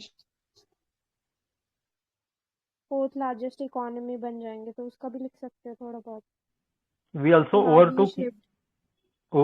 overtook UK right recently। इसमें ठीक वी है शेप भैया। रिकवरी का मतलब है कि पूरी इकोनॉमी का जो जीडीपी है वो वी शेप रिकवरी मतलब वी शेप्ड है कि पहले डाउन गई फिर ऊपर गई। तो उसमें स्पेसिफिक सेक्टर्स और वैसे सब को इतना इम्पोर्टेंस मतलब एक लिख सकते हैं 15 मार्कर है कि लास्ट में मतलब कंक्लूजन से पहले कि however there are some sectors जिसमें अभी भी लैग हुआ है, लैग ग्रोथ है के शेप टाइप की, लेकिन वी शेप रिकवरी का मतलब है कि ओवरऑल इकोनॉमी पूरी इंडिया की जीडीपी टाइप वो वी शेप्ड ही है। सर मतलब इसमें प्लीज गो। ऑप्शंस दिया है कि जरूरी नहीं, उसने बोला है कि एग्री करते हो या नहीं, तो उसमें बहुत मल्टीपल पॉइंट्स लिख भी सकते हैं। और वैसे ही 15 मार्कर है यार, काफी स्कोप है लिखने के लिए, तो सब लोग अपने अपनी श्रद्धा से करेंगे जैसा भी करना है। आगे चल सकते हैं ना। ये किस चीज से लिंक होगा अगर रिलेट करना हो तो टॉपिक से यूपीएससी सिलेबस में? Indian economy economic growth economic growth growth में आ जाएगा सर। इकोनॉमिक ग्रोथ ठीक है, ग्रोथ डेवलपमेंट एंड एम्प्लॉयमेंट वाला टॉपिक है, टॉपिक नंबर 1 है ये। ओके आगे चलते हैं, question number 12। Investment in infrastructure is essential for more rapid and inclusive economic growth, discuss in the light of India's experience. गति शक्ति। हाँ गति शक्ति के कॉन्टेक्स्ट में ही आया है क्वेश्चन। इंफ्रास्ट्रक्चर पाइपलाइन हाँ NIIP भी है। NIP हाँ NIP पाइपलाइन। तो one thing I would like two point out, questions का जो मतलब जैसे अपन बोल रहे थे ना प्री में, ये क्या बोलते हैं, मैगजीन्स का ज्यादा यूटिलिटी नहीं हो रहा, बट ये इकोनॉमी स्पेसिफिक क्वेश्चन जो है ना, इससे ना विजन IAS की जो मैगजीन्स है ना उससे काफी हेल्प हो रही है। मतलब मैंने उसी को फॉलो किया है। मैं देख रहा हूँ जैसे national food security act insight के मैगजीन में था, और ये जो ये क्वेश्चन आया क्वेश्चन नंबर 12, ये बहुत अच्छे से एक्सप्लेन कर रखा था विजन के मैगजीन में। तो मतलब मैगजीन फॉलो करना मेंस के लिए काफी वो हो रहा है फ्रूटफुल अभी तक जो मैं देख पा रहा हूँ। अरे आप कोई भी मैगजीन फॉलो कर लो, सब में कवर्ड ही होता है मेजर चीजें। That's fine. Any comments anybody wants to make? Krishna, so Shaista here. Hello. Yes, go ahead. Are you able to listen? Sir, ऐसे बोलते हैं ना सर कि मेंस तो फिर भी प्रिडिक्टेबल होता है, मेंस 365 में से क्वेश्चंस आ जाते हैं, मतलब जैसे सर कुछ सब्जेक्ट्स है वो मैंने लिख के रखा था, कप्तान ने बताया था कि कुछ सब्जेक्ट्स के लिए हमें एटलीस्ट प्रीवियस 2 सालों के मेंस 365 देखने होते हैं, और कुछ सब्जेक्ट्स के लिए मतलब करंट जो आया होता है वही वाला देखना होता है मेंस 365। तो sir apart from that sir PT 365 इतना हेल्प नहीं करता। आई थिंक आप जैसे बोल रहे हो ना सर, जैसे मेंस 365 किसी का भी अगर अपन लेंगे, अगर राउस का भी लेते हैं, किसी का भी मेंस वाला मैगजीन उठाएंगे तो सर आई थिंक वो सर हेल्पफुल होता है ना सर। प्रीलिम्स में तो इतना कहाँ हेल्पफुल होता है सर।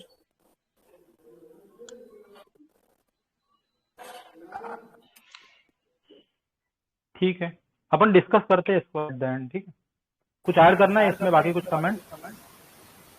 सर इसको ऐसे ब्रेक कर सकते हैं कि हम इंफ्रास्ट्रक्चर, बेसिकली इसमें 2 थीम पूछी गई हैं कि इंडिया का जो इन्वेस्टमेंट है इंफ्रास्ट्रक्चर में वो, और फिर इंक्लूसिव इकोनॉमिक ग्रोथ। तो 2 हमारे, एक तो जो सेकंड पॉइंटर है सिलेबस में इंक्लूसिव ग्रोथ और एक इंफ्रास्ट्रक्चर वाला है, तो उन दोनों को मिक्स करके क्वेश्चन बनाया। तो इसमें हम इंफ्रास्ट्रक्चर को ब्रेक कर सकते हैं, like health, education, industries, road, transport. उसमें फिर सबके ऐसे ही काउंटर वाइज हम आंसर दे सकते हैं, मतलब स्कीम्स दे सकते हैं, जैसे आवास योजना हो गया उसमें, और बाकी ये नेशनल इंफ्रास्ट्रक्चर पाइपलाइन हो गया, और बाकी अभी गति शक्ति था, और उससे कैसे इंक्लूसिव ग्रोथ आया है बेसिकली। क्योंकि हमें ये भी बताना है, इसमें डिस्कस करना है कि इंडिया का एक्सपीरियंस में क्या क्या है। देन हम इसके काउंटर व्यू दे सकते हैं कि इन्वेस्टमेंट बेसिकली जो गवर्नमेंट की स्पेंडिंग है वो डिक्रीज हो रही है, लाइक 32% थी 2014 के अराउंड, और अभी वो 2020-21 में अराउंड 24% के अराउंड आ गई है।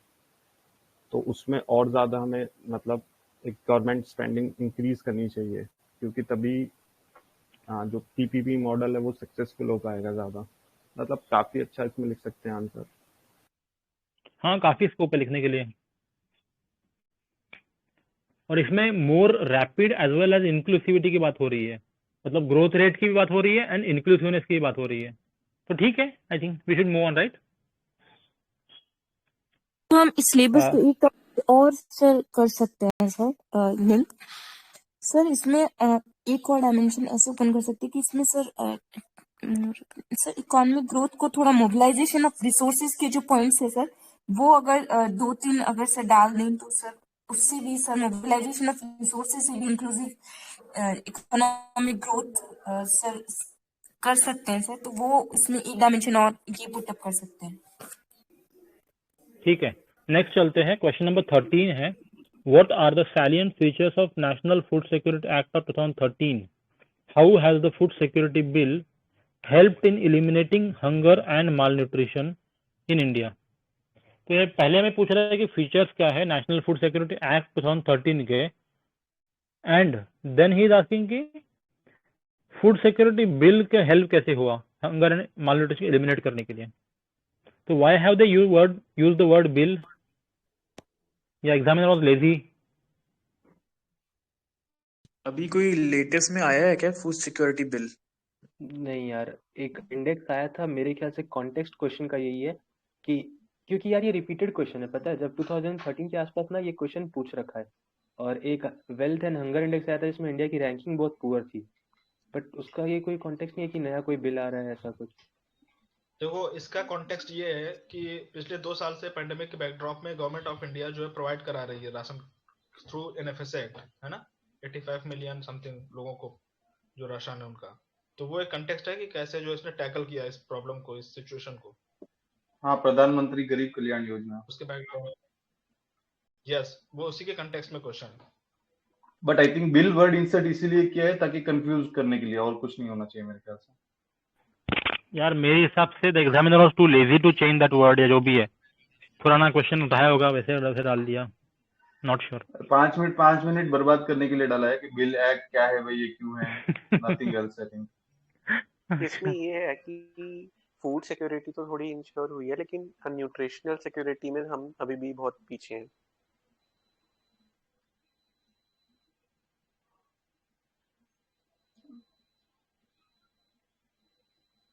इसमें ये भी है ना कि इसका एफिशिएंट यूटिलाइजेशन इस बिल का, इस एक्ट का, और उसके बाद इम्प्लीमेंटेशन पर से भी देखना पड़ेगा कि वो प्रॉपर हो पा रहा है कि नहीं हो पा रहा है। We are having the frequent cases of in Jharkhand malnutrition के, वहां पे राशन कार्ड नहीं होता, आधार से लिंकेज नहीं होता, तो उन्हें मिलता नहीं है, you know, lot of people have committed suicide. तो वो सब चीजें भी है, वो सब ये इनका एक वो purpose है। संतोषी का डेथ भी तो हुआ था ना, संतोषी क्या नाम है, या झारखंड वो या सब केसेस है, छत्तीसगढ़ में। उनको भी ऐड कर सकते हैं। वही सही मतलब proper NFXS implementation। 5, yeah, NFXS 5 survey also told that malnutrition still exists. So we can add that also. अच्छा, अगर इसको सिलेबस के डायरेक्टली पॉइंट से रिलेट करना हो ना, तो food security is given in topic number 5, जिसमें farm subsidies, MSP, PDS and buffer stock, food security, ये सब दिया हुआ है। और कुछ है क्या डायरेक्ट लिंकेज सिलेबस पे? Also, national food security was asked in prelims 2018. So, like some of the provisions can be remembered by that as well. Sir शायद इस बार के इकोनॉमिक सर्वे में उन्होंने ऐसा बोला है कि हम जो फूड दे रहे हैं ना, वो बॉटम 20% को भी कंसेशन रेट पे देना चाहिए, बाकियों के लिए प्राइस थोड़ा इंक्रीज करना चाहिए। ये शायद उससे रिलेटेड भी है। Very good point. उस टाइम बहुत डिबेट भी हुआ था यार कि गवर्नमेंट कम करना चाहती है अपना बर्डन, मतलब जो दायरा है कम करना चाहती थी वो। यही कंटेक्स्ट है इनका। ठीक है, आगे चले क्या? हाँ sir. What are the present challenges before crop diversification? How do emerging technologies provide an opportunity for crop diversification? So again, I think we are seeing this word emerging technologies and crop diversification question है। Challenges क्या है, solutions क्या है? एक तो MSP रहेगा ना। Yes, MSP. Sir यहाँ पे इमर्जिंग टेक्नोलॉजीज पे ड्रोन्स का यूज कर सकते हैं क्रॉप डाइवर्सिफिकेशन में। कैसे एरिया पता चल जाएगा कहाँ पे कौन सी कैसी एरिया है, कैसी वहाँ पे सॉइल वगैरह कैसी है। Soil health card. हाँ, precision agriculture. Please go on. AI is being also used. Niti Aayog has with IBM. Okay. So if we want to break the nanoparticles, question, pesticides हैं। Also, one more thing, like one crop cannot be grown on each and every place. There is a geographical condition of each place.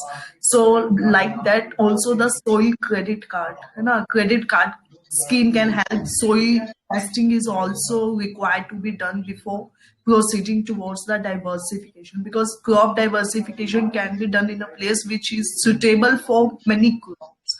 So, for example, arid regions are not so suitable for the crop diversification, but at the time crop diversification is required for the food security, so that the SDGs, Sustainable Development Goals, can be achieved by 2030. So there are many things.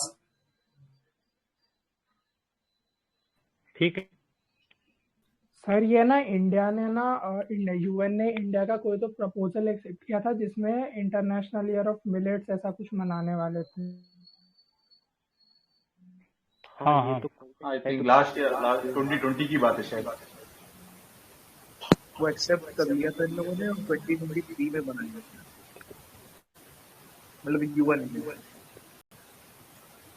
और millets को शायद rename भी करा था कुछ, तो nutri crops ऐसा कुछ नाम दिया था, न्यूट्री सीरियल्स, न्यूट्रिस्यूटिकल्स नहीं।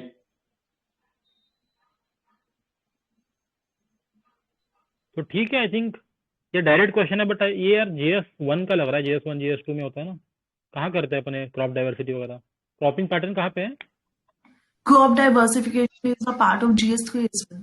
हाँ सर, इसी का Whose cropping patterns are there, no? So that you can fit there. थोड़ा सा ज्योग्राफी के साथ ओवरलैपिंग है ना, एग्रो इकोलॉजिकल रीजन्स। ठीक है ठीक है। ये टॉपिक नंबर 4 है, major crops and cropping patterns in various parts of country. तो क्या इसको लिंक कर सकते हैं हम फूड प्रोसेसिंग इंडस्ट्रीज के साथ, क्योंकि तभी तो इंसेंटिव रहेगा ना उनको क्रॉप डाइवर्सिफिकेशन करने का। हॉर्टिकल्चर हम प्रमोट कर सकते हैं काफी, और सनशाइन इंडस्ट्री भी है, और ये हमारा टॉपिक भी है फूड प्रोसेसिंग इंडस्ट्रीज, उससे भी लिंक कर सकते हैं। सही कह रहे हैं आप। सेकंड पार्ट आगे चलते हैं। I think we should move on to next question. What are the research and developmental achievements in applied biotechnology? how will these achievements help to uplift the poorer sections of the society?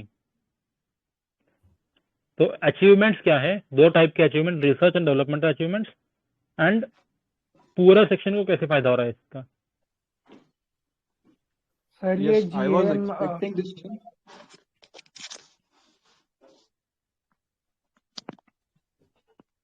Hello, am I audible? Yes, Dev sir, you are audible.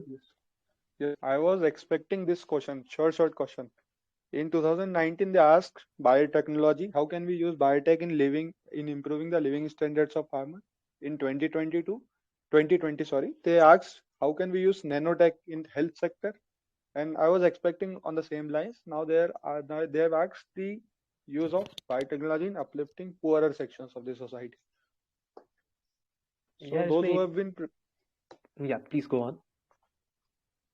Yes, so those who have been preparing biotechnology and nanotechnology, which are explicitly mentioned also in syllabus, so they would have prepared this thoroughly. So also to add dimensions to it, we can have these 3 or 4 dimensions ready-handed with us for future questions. This question can change in form in 2022 or 23 or 24. Okay, please.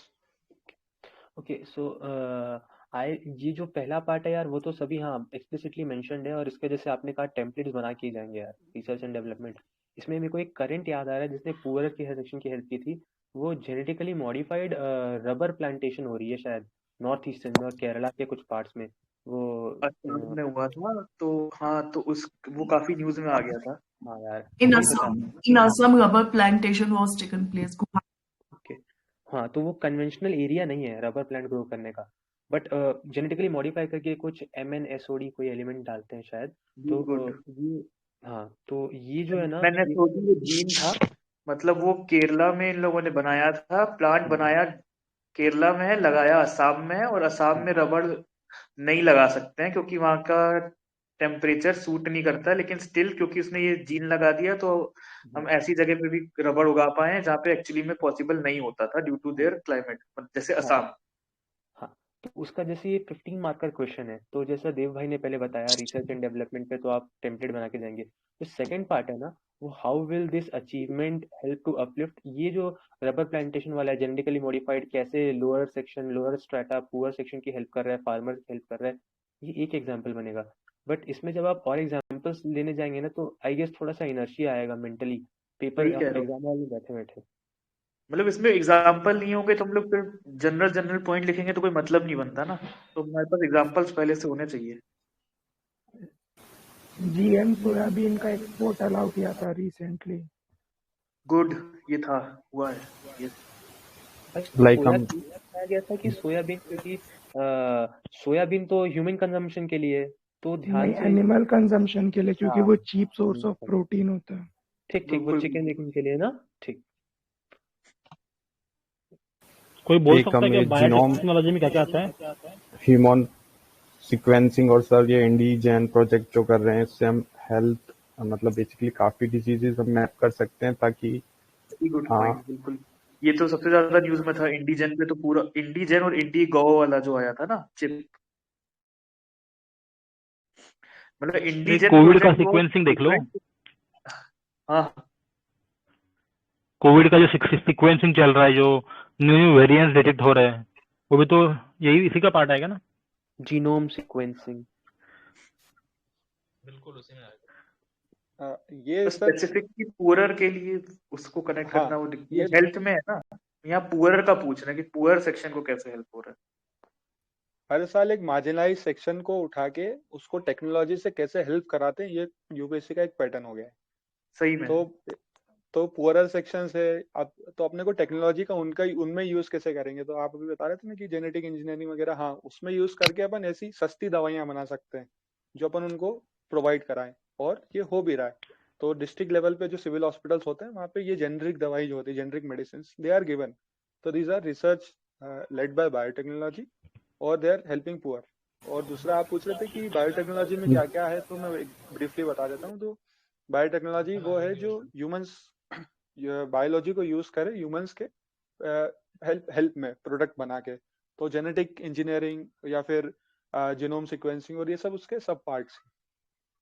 मैं एक बात क्या और bio बताऊं, इसमें fortified rice आएगा क्या? मैं वही बोलने वाला था सर, एग्जैक्टली हाँ हाँ कि बिल्कुल Fortified बायो rice आएगा। फोर्टिफिकेशन आ जाएगा, क्योंकि न्यूट्रिशन की सबसे nutritional deficiency is a major issue among poor section. तो हम जितना भी इन्होंने अभी जैसे गोल्डन राइस है, या फिर बंगाल में भी कोई राइस था जो आर्सेनिक रेजिस्टेंट था, अगर किसी ने पढ़ा हो, शायद कुछ था, आया था ना, बाओ हाँ था सही है नहीं, वही है आर्सेनिक कुछ था। रेजिस्टेंस वाला ही है राइस। तो दो तीन चीजें परफेक्ट। वो आ गई हाँ, कि दो तीन चीजें वो आ गई कि फूड क्रॉप्स में हम लोग कैसे बायोटेक्नोलॉजी को यूज करके ये पूरर सेक्शन और वल्नरेबल सेक्शन की हेल्थ को भी इम्प्रूव कर सकते हैं। मतलब ये ठीक है, आई ब्रॉड है थिंक हाँ क्वेश्चन, काफी आगे ब्रॉड है, but we need Also, specific examples. bioremediation is a part of this technology. Bioremediation, Oliveras, Oil Zapper, all these are under biotechnology. Along with that, there is CAR-T therapy is there, CAR-T therapy is there. So all these things will be linked with biotech. ठीक है, I think we should move on to next question, काफी time हो गया। The Nobel prize in physics 2014 was jointly awarded to Akasaki Amano and Nakamura for the invention of blue LEDs in the 1990s. How has this invention impacted everyday life of human beings? Wow. Purely तो ग्राम blue उजाला LEDs योजना आई थी ना अभी latest, ये उसने उससे क्या क्या? उठाया है। ग्राम उजाला योजना लाया था ना मोदी गवर्नमेंट थोड़ा टाइम पहले, कि वो 5 रुपए में बल्ब देगा एलईडी वाले, थोड़े टाइम पहले आई थी शायद, हम जब प्रीलिम्स 2021 से पहले की बात है। हाँ बिल्कुल एप्ट है वो जो तुम बोल रहे हो ना, Gram Ujala, that is way apt. ये उसी कॉन्टेक्स्ट में उसने उठाया, बस ये डराने के लिए क्वेश्चन ऐसे बना दिया है जहां तक मुझे लग रहा है, और डरने तो वाले वहां पे डर गए। ब्लू LEDs ठीक है। हाँ मतलब इन्होंने जो फर्स्ट स्टेटमेंट दिया ना उसका इतना कोई रेलिवेंस नहीं है, वो यही पूछना चाह रहा है कि एलईडी से कैसे हेल्प होती है बस। सर ये सीधा LED से नहीं भाई, ब्लू LEDs से पूछ रहा एलईडी है ना। की वो क्वालिटीज वगैरह ही पूछ रहा है। ये ब्लू और एलईडीज नहीं और नहीं, एक नॉर्मल सेकेंड एलईडीज में डिफरेंस है क्या कुछ? होगा ही ना। ये हाँ, चेक तभी करना तो पड़ेगा ना तभी तो कि आया ब्लू क्वेश्चन एलईडी सर, कुछ और है वही क्या। तो।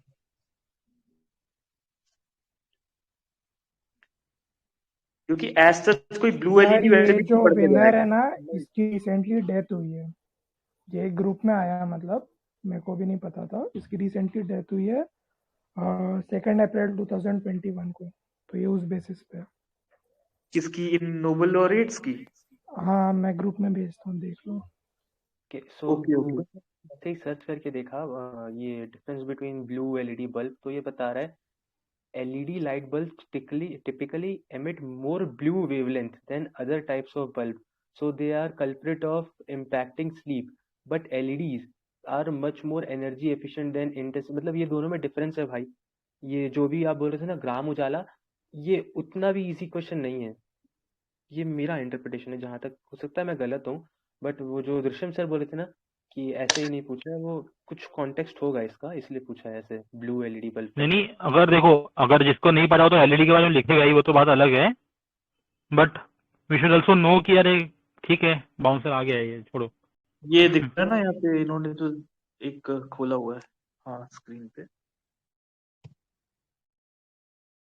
मतलब मेन कंसर्न ये चेक करना है कि ब्लू एलईडी कुछ अलग चीज होती है क्या एलईडी से। होगी ना यार, मतलब मैं गूगल सर्च कर रहा था, 3 टाइप के दिखा रहा था, ब्लू, रेड, ग्रीन भी दिखा रहा था।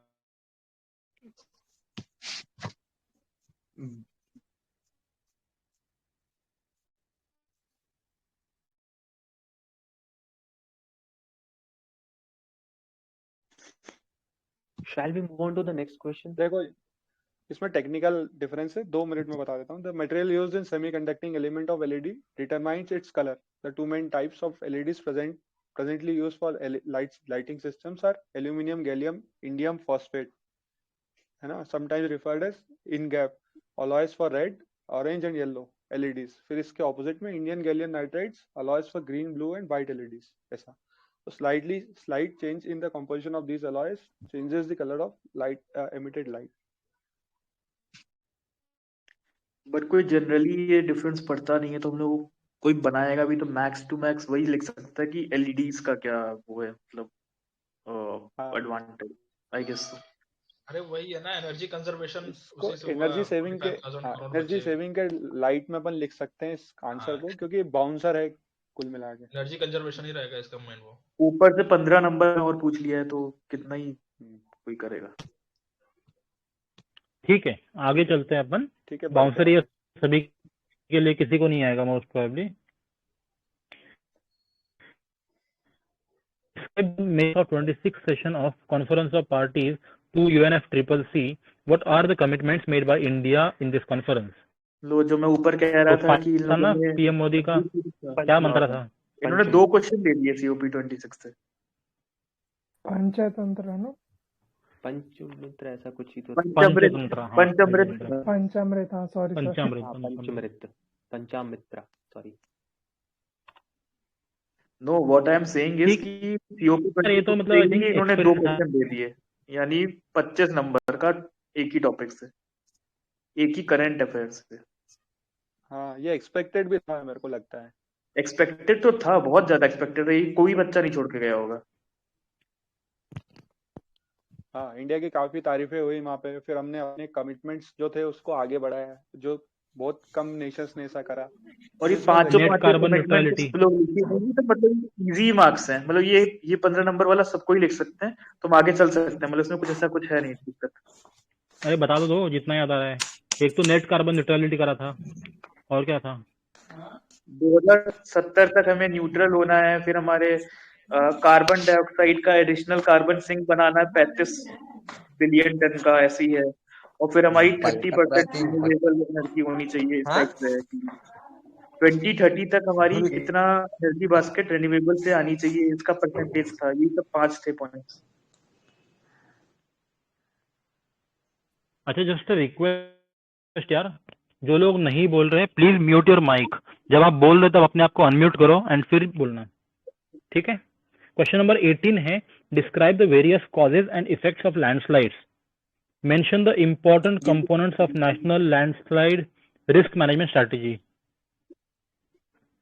लैंडस्लाइड्स पे कल भी क्वेश्चन आया था।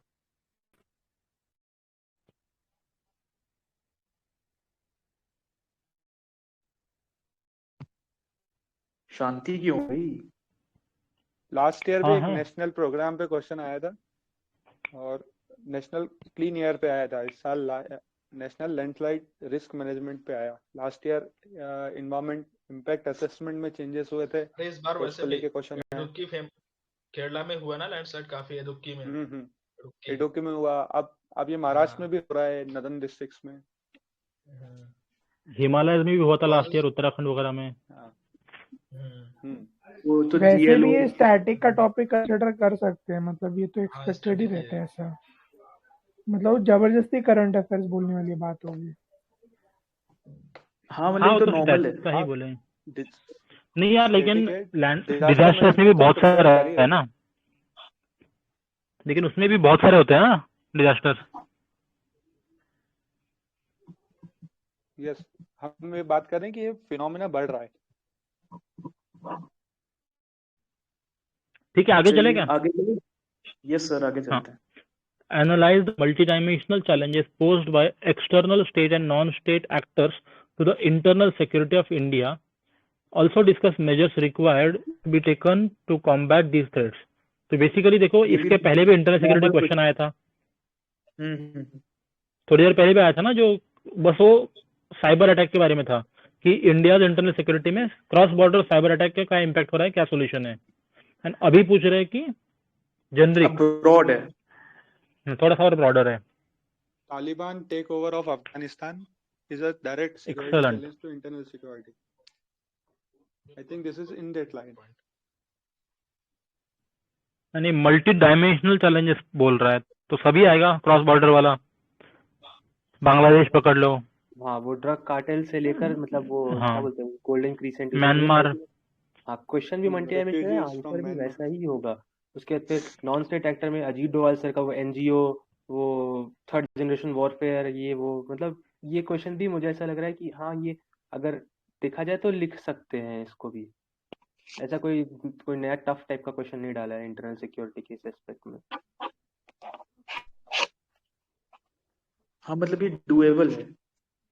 मूवेबल है इसका मतलब स्ट्रक्चर ऐसा होगा कि पहले ना इंटरनल सिक्योरिटी के डिस्कोर्स मतलब थोड़ा बहुत एक इंट्रोडक्शन दिया जाए, फिर एक रीसेंट कॉन्टेक्स्ट डाल दिया जाए, या तो तालिबान का टेक ओवर या फिर म्यांमार कूप जहाँ पर हम लोग को ड्रग कार्टेलाइजेशन में ऐसा वैसा ये कुछ कॉन्टेक्स्ट डाला जाए, फिर एक्सटर्नल स्टेट, फिर नॉन स्टेट एक्टर के बारे में, उसके बाद फिर मेजर्स रिक्वायर्ड के बारे में, मतलब एक पेज ऐसे 3 पेज करके फिल करना पड़ेगा। मतलब ये क्वेश्चन क्या है, स्ट्रक्चरिंग में ज़्यादा परफेक्ट रहेगा तो आपको ज़्यादा ज़्यादा मार्क्स फेच करने मिलेगा, ऐसा ये मुझे लग रहा है कि मेजर्स में भी आपको सही तरीके से करना पड़ेगा कि border security, external state actors, फिर नॉन स्टेट एक्टर में आपको वो आया था ना I4C जहाँ पर ऐसा ही कुछ था शायद, if I am wrong please correct मी, जहाँ पर पुलिस इंटेलिजेंस को स्ट्रेंथन किया जाएगा, ऐसा कुछ था शायद, मिनिस्ट्री ऑफ होम अफेयर्स का ही था वो।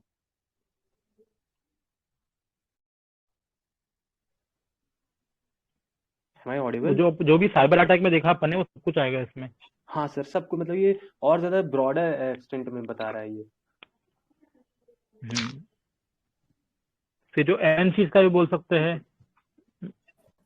और सर अभी इसमें हम लोग misuse of China MNCs. Military establishment पर अटैक हुआ वाया ड्रोन, तो वो भी नॉन स्टेट एक्टर्स थे। मतलब we can add a dimension कि military is also being attack targeted. इस पेपर सर में हम लोगों ने लोग क्या नहीं पूछा, IT act was so much in news, मतलब वो एक चीज थी कि लग रहा था आ सकता है। आईटी रूल्स और आईटी एक्ट जो जितना भी अमेंडमेंट हुआ था, that was a major human यार राइट, उस पे बहुत ज्यादा था डिबेट। एक चीज मतलब मैं कहना चाहूंगा इस पे, जो हम लोग बोल रहे हैं ना ये तो एक्सपेक्टेड था, ये तो आने ही वाला था, ये तो आना ही चाहिए था। होता क्या है ना यार, for every question that comes there are 10 to 15 questions which did not come. वही जब मैं तुम कह रहा साल हूँ, भर में पूरा करंट अफेयर्स ट्रैक करोगे ना, ये अभी जब तुम तो साल लग भर में रहा है करंट कि अफेयर्स ट्रैक करोगे ना, एग्जैक्टली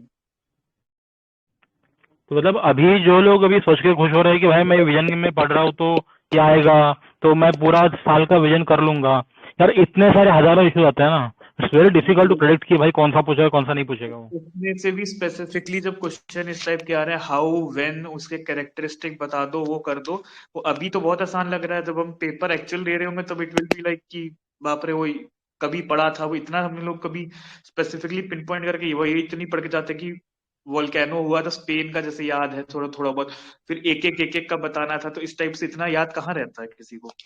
तभी है कि हाँ, it और जो मैंने depends एक कोड बोला था ना कि यू कैन पेपर ओनली होने के बाद connect the dots looking backwards, that's right तो सर। ये कल अभी एक बायस है अपने में। एग्जैक्टली जब हम खुद एग्जाम दे रहे थे ना, जब 3 महीने खुद मेंस की पढ़ाई कर रहे हैं ना, तो देन वी रियलाइज कि यार जो इम्पोर्टेंट है पता है पर फिर भी नहीं पढ़ पाते हैं। क्योंकि इतने टॉपिक्स होते हैं, इतना कुछ छूट रहा होता है, फिर लगता है कि वो भी पढ़ लो, ये भी पढ़ लो, हमें थोड़ा ना पता पेपर में कौन सा आने वाला है। जैसे आईटी रूल्स का ही मैं बता रहा हूँ, इट वाज इन सब चीजों से ज्यादा हाइप तो सबसे ज्यादा तो वही था, वो तो रोज न्यूज़पेपर में आया जब था उस पीरियड में, अप्रैल मई जून जुलाई सब में, लेकिन इन्होंने नहीं पूछा। मुझे लग रहा था कल नहीं आया, आज वाले में देंगे। अब एक एथिक्स बचा, देखते हैं एथिक्स में डाल देते, जैसे पिछली बार एथिक्स में एनईपी पूछ ली था इन लोगों ने, न्यू एजुकेशनल पॉलिसी का, कि भाई मैं एथिक्स में सरप्राइज कैसे भी दूंगा अगर वो लोग कल पूछ भी लेंगे तो, ठीक है, क्योंकि ना क्या। ये इनका, मैं अगर सरप्राइज बिल्कुल नहीं होना है अपने को कि अगर वो कल पूछेंगे एथिक्स में भी तो, क्योंकि वो उसमें अभी एथिकल शाम एंगल को, आराम से ढूंढ सकते हैं। हाँ वही कह रहा हूँ, शाम अच्छा को वेट एक करते चीज हैं 5 बताना, बजे। जितना हमने करंट अफेयर्स का स्पैन देखा है ना क्वेश्चंस का, how many of the questions are like GS 1 2 3 तीनों में बताना, how many of the questions are from last 1 year duration और लास्ट 5 months ड्यूरेशन, या फिर लास्ट 2 years 3 years, ऐसे कितने हैं? मतलब करंट कितना है, कंटेम्प्रेरी कितना है, क्या लग रहा है आप लोग को overall? Sir maximum question sir I believe कि करंट से ही आए हैं, कंटेम्पोररी से भी आए हैं, बट सर ऐसा होता है ना कभी कभी कि वो थ्योरी से इतना लिंक्ड होता है कि ऐसा ऐसा हार्ड लाइन डिस्टिंक्शन बहुत डिफिकल्ट हो जाता है कि नहीं नहीं ये कंटेम्पोररी है, नहीं नहीं ये थ्योरी है। अब जैसे माइक्रो इरिगेशन में हम इसराइल के साथ कनेक्शन बढ़ा रहे हैं, बट वो है तो थ्योरी का पार्ट ही, इसीलिए ये डिस्टिंक्शन करना बहुत मुश्किल है कि ये 1 साल पहले का ही है तो ये कंटेम्प्रेरी होगा, कि ये जैसे ये गाइडलाइंस बात कर रहे हैं, अगर ये आ जाती तो हम बोलते हैं हाँ ये करंट पार्ट है, क्योंकि ये थ्योरी से करस्पॉन्ड जरूर कर रहा है, मगर ये करंट का ही पार्ट है, अभी बिल आया है, तो ऐसा हार्ड लाइन डिस्टिंक्शन तो करना काफी मुश्किल है। बट अगर देखा जाए तो करंट से क्वेश्चन ज्यादा आ रहे थे as compared to contemporary question, ये मेरा एनालिसिस था, हो सकता है आई एम रॉन्ग। देखो तो इसमें करंट ये है मतलब कि कि बोलो आपको स्टैटिक जितेंद्र पोर्शन कंप्लीट। करना है, आपको स्टैटिक पोर्शन करना है, but with the current evolving development. Suppose कोई स्टैटिक पार्ट है, तो आपको उसमें देखना कि अभी इसमें करंट में क्या चल रहा है, बिकॉज एवरी जो इश्यूज है ना, ये हमारे जो टॉपिक्स है इसमें थीमेटिक टॉपिक्स हैं, ये इवॉल्व होते जा रहे हैं, इनमें नए नए डेवलपमेंट्स आ रहे हैं, न्यू न्यू डेवलपमेंट्स आ रहे हैं, नए इनिशिएटिव्स आ रहे हैं, तो हमें उनको याद रखना है, ना कि पर्टिकुलर करंट को। तो मैं वो कहूंगा कि इट्स बेटर कि स्टिक विद जो है स्टैटिक पोर्शन सिलेबस उसे, और उसमें जो करंट डेवलपमेंट हो रहा है अभी 1 साल 2 साल में, जो जैसे किसी बंदे ने बोला CDRI, तो इम्पोर्टेंट एस्पेक्ट है वो कि आप डेवलपमेंट उसकी उसकी बात कर जितेंद्र रहे हैं, सर, तो वो CDRI हो गया और भी चीज हो गई, वैसे करके। Okay sorry to interrupt sir, बस एक क्वेश्चन बचा है, उसके बाद अपन ये पूरा कंप्लीट पेपर एनालिसिस करते हैं कि कितने मार्क्स का क्या क्वेश्चन है। बस एक क्वेश्चन बचा है, ठीक है त्रिशम ठीक से है पहले ठीक है, वो कर गुड। लें क्या? हाँ, सर क्वेश्चन सर नंबर 20 एक है। चीज पूछनी थी। सर ये इस क्वेश्चन में हम लोग ये मेंशन कर सकते थे क्या कि चाइना जो डैम्स बना रही है रिवा ब्रह्मपुत्रा पे, तो वो हमें मतलब ऐसे थ्रेट है, या फिर ये पॉइंट इंटरनल सिक्योरिटी का नहीं लगेगा? यार आएगा ना, वाटर सिक्योरिटी, बहुत अच्छा पॉइंट है सर, ये फूड सिक्योरिटी, बिल्कुल आएगा। Okay sir, thank you. Water and security. उससे डिजास्टर्स भी बढ़ेंगे ना उससे। नॉट ओनली दैट, मतलब डैम बनाएगा तो वहाँ पे नॉर्थ ईस्ट के लोगों के पे भी मतलब बहुत ही ज्यादा खतरनाक सिचुएशन हो जाएगी ना। ओके, मतलब shall we move on near, to the next question? हाँ will okay move sorry. On.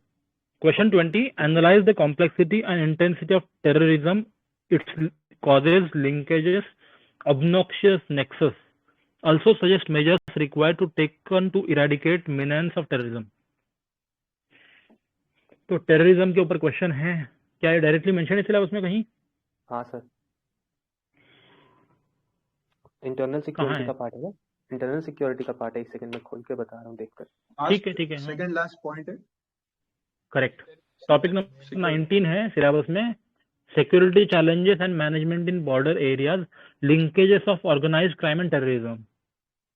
I think question simple है ना, कॉम्प्लेक्सिटी एनालाइज करनी है, मेजर्स बताने हैं।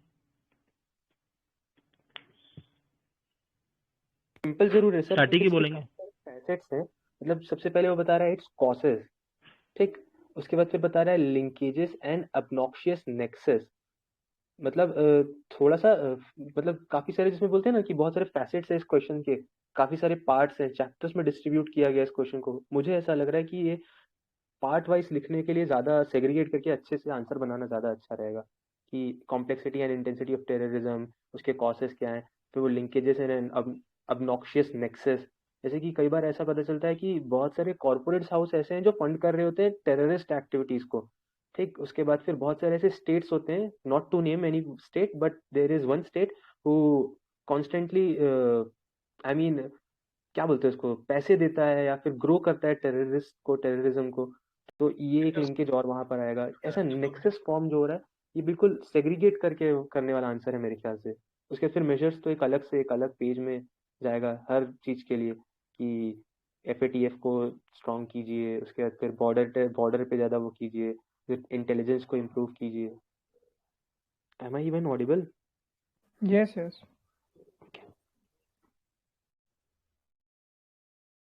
बट आई थिंक यार ये सीधा सीधा स्टैटिक क्वेश्चन लग रहा है, पूरा प्रॉपरली मतलब एनालिसिस ही होगा वो तो क्वेश्चन का। हाँ सर, कंटेंट तो वही रहेगा, हाँ सर, बस कंटेंट तो सेग्रीगेट वैसे वैसे करना है जो कीवर्ड्स पूछे हैं। हाँ सर, वही मैं बता रहा था कि कॉजेस का अलग से हेडिंग सब हेड बना के, फिर ऑब्नॉक्शियस नेक्सस का अलग से सब हेडिंग बना के, बस वही बता रहा था मैं। ये ऐसे क्वेश्चन रहते हैं ना जिसमें बहुत सारी सब हेडिंग बनती है, ये लिखना थोड़ा इजी पड़ता है हमेशा, स्पेशली 15 मार्क्स में। और देव सर एक बार पूरा पेपर दिखाना जरा, जूम आउट करके एक बार क्विकली देख लेते कितने क्वेश्चन कैसे थे।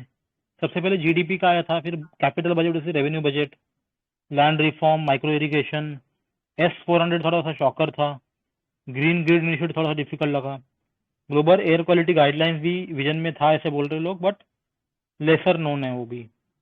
अर्थक्वेक की vulnerability in last 3 decades, money laundering, globalisation, technology, emerging technology का linkage, internal security, cross border cyber attack, V shaped recovery, inclusive growth versus rapid growth, infrastructure, food security, hunger, nutrition, crop diversification, solutions, biotechnology, पूरा section से क्या linkage है, blue LEDs का impact on human life, UNFCCC and India के commitments, landslides and national landslide risk management strategy, ऐसा ही question शायद earthquake के लिए भी आया था पहले, मतलब आते रहता है। तो फिर external state non state and challenges to internal security, 2 question आए इंटरनल सिक्योरिटी से।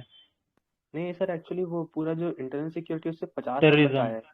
हाँ सर, टेररिज्म वेरिज्म को मिला के ये 30 नंबर यहाँ पर है, 10-10 नंबर के शायद ऊपर भी आ रखे हैं। डिजास्टर में सर ये काफी जो आया है। हाँ, इस बार जैसे जो करंट ट्रेंड चल रहा है, जैसे कि इंटरनल सिक्योरिटी पे बहुत ज्यादा डिस्कशन हो रहा है, तो उसको भी मेरे ख्याल से इन्होंने अडेप्ट किया अपने पेपर में। से मनी लॉन्ड्रिंग हो गया, क्रॉस बॉर्डर साइबर अटैक्स, ये सब आएगा तो इंटरनल सिक्योरिटी में। बट इस बार जैसे पहले के हिसाब से मुझे ऐसा लग रहा है कि इंटरनल सिक्योरिटी का वेटेज बढ़ा है। 50 मार्क्स काफी ज्यादा मैटर करता है।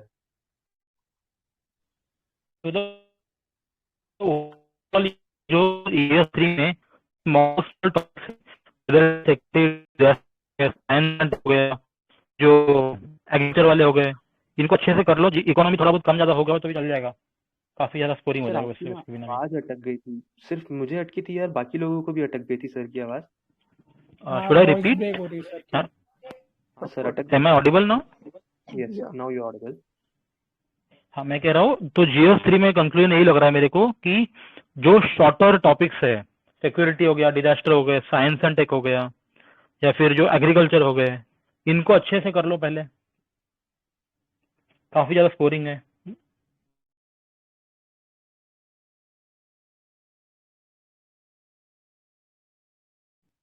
तो मेरे लिए टेक अवे यही था, बाकी लोग बताओ अपना अपना क्या लगा। मेरा टेक अवे ये है कि सर इतना डायनेमिक हो गया पेपर और हमेशा यूपीएससी कुछ सरप्राइज दे रहा है, तो वहां पे फोकस करना चाहिए जो कांस्टेंट है। ऐसे स्टैटिक पोर्शन GS1 जहाँ पे आउटकम ज्यादा हो, GS3 का कोई गारंटी नहीं है अगले साल क्या आ जाए। सो मतलब इतना आना चाहिए कि एटलीस्ट फाइट कर पाए हर क्वेश्चन से, रादर देन कि एक ही जगह पे ब्रेनस्टॉर्मिंग करें। वहां करें जहाँ पे आउटकम ज्यादा मिले, ऑप्शनल पे, GS1 पे, एथिक्स पे। मेरा बस ये मानना है। ऐसे कंपेयर टू कल का जो GS2 पेपर आया, उसके कंपैरिजन में ये ज्यादा ठीक था ना? क्या लगता है सबको? लाइक कल जो इक्वालिटी वाला क्वेश्चन था यूएसए का, और फिर SCO के लिए 15 मार्क्स लिखना था, वो सब के कंपैरिजन में ये प्रॉपर अटेम्प्ट होता है। नहीं भाई, GS2 का ना असल में 2-3 साल से थोड़ा सा मतलब कुछ क्वेश्चंस बहुत ट्रिकी डाल देते हैं, चाहे वो जुडिशियल वाला हो या स्पीकर वाला हो। बट GS3 की अगर अपन बात करें ना, तो इसमें ना पिछले बार के हिसाब से आई गेस इस बार मॉडरेट ही क्वेश्चन डाले as far as internal security is concern. Okay, सिर्फ वो S24 वाला टेक्नोलॉजी पार्ट में अगर आप गिनते हो, तो टेक्नोलॉजी पार्ट में देखो ब्लू LED वो टफ लगा। S400 में भी आप कितना ही लिखोगे, मतलब मुझे नहीं लगता कि आप 10 मार्क्स में उतना फिल कर पाओगे। तो ये टेक्नोलॉजी वाला पार्ट है ना, ब्लू LED, ये थोड़ा टफ लगा। और एनवायरनमेंट वाले पार्ट से जब कनेक्ट करके बोलते हैं, भले ही आप लोग बोल रहे हो अभी ग्लोबल एयर क्वालिटी गाइडलाइंस, लिखना बहुत मुश्किल हो जाएगा यार इसको। भले ही आप जोड़ तोड़ के लिखोगे, बट वो अच्छे मार्क्स फेच करना शायद मतलब काफी टफ हो जाएगा। तो internal security was on easy to moderate, but और इकोनॉमी तो यार देखो कुछ क्वेश्चंस इजी हैं, जैसे ये वी शेप्ड रिकवरी वाला क्वेश्चन हो गया, और इंफ्रास्ट्रक्चर वाला हो गया। इंफ्रास्ट्रक्चर वाला प्रोबेबल था, एक्सपेक्टेड तो कुछ नहीं होता है, प्रोबेबल था क्योंकि गति शक्ति वाले की वजह से। तो इकोनॉमी के स्टार्टिंग के कुछ क्वेश्चंस को देखा जाए ना, तो वहां पर आप जरूर थोड़ा सा हिचकिचा सकते हो, जैसे ये डिफरेंस इन कंप्यूटिंग मेथोडोलॉजी वाला। हो सकता है कोई थोरो ना हो जिसने इकोनॉमिक सर्वे को अच्छे से न किया हो। और बाकी ये बजट रेवेन्यू वाला तो थ्योरी पार्ट था। और लैंड रिफॉर्म्स यार बहुत टाइम बाद आया है, मैं अभी 1 मिनट देख के बता रहा हूँ लैंड रिफॉर्म्स कितने साल आया है। अच्छा, मेरे को ना इसमें एक और टेक अवे लग रहा है 16 में ना आया था लास्ट कि टाइम लैंड रिफॉर्म 2016। हाँ भाई, 2013, 16 फिर 21 में आया है। तो देखो जैसे कल के पेपर में भी, मतलब ऐसा नहीं कि GS2 में स्प्रिंग करना चाह रहा हूँ, देखो वो में ना मतलब पोस्ट मॉडर्न उन लोग भूल गए थे GS1 में, वो लोग डाले हैं, बहुत साल तक नहीं डाला। सॉरी, पोस्ट इंडिपेंडेंस बहुत टाइम तक उन्होंने डाला ही नहीं पोस्ट इंडिपेंडेंस, लेकिन कल डाला है उन्होंने। वैसे ही लैंड रिफॉर्म्स देखो 2016 के बाद से 17, 18, 19, 20 4 साल आया ही नहीं, T21 में आया है। तो ट्रेंड एनालिसिस के नाम पर यार ज्यादा कुछ कर नहीं सकते आप, इसीलिए सर जो मेरे को एक पैटर्न लग रहा है, UPSC is moving toward static syllabus and that too core static, जो पहले 2013-14 के सिलेबस में नहीं था। प्रीलिम्स में भी वो वही कर रहे हैं, मेंस में भी यही दिख रहा है थोड़ा थोड़ा। Yes, it's there. बिल्कुल।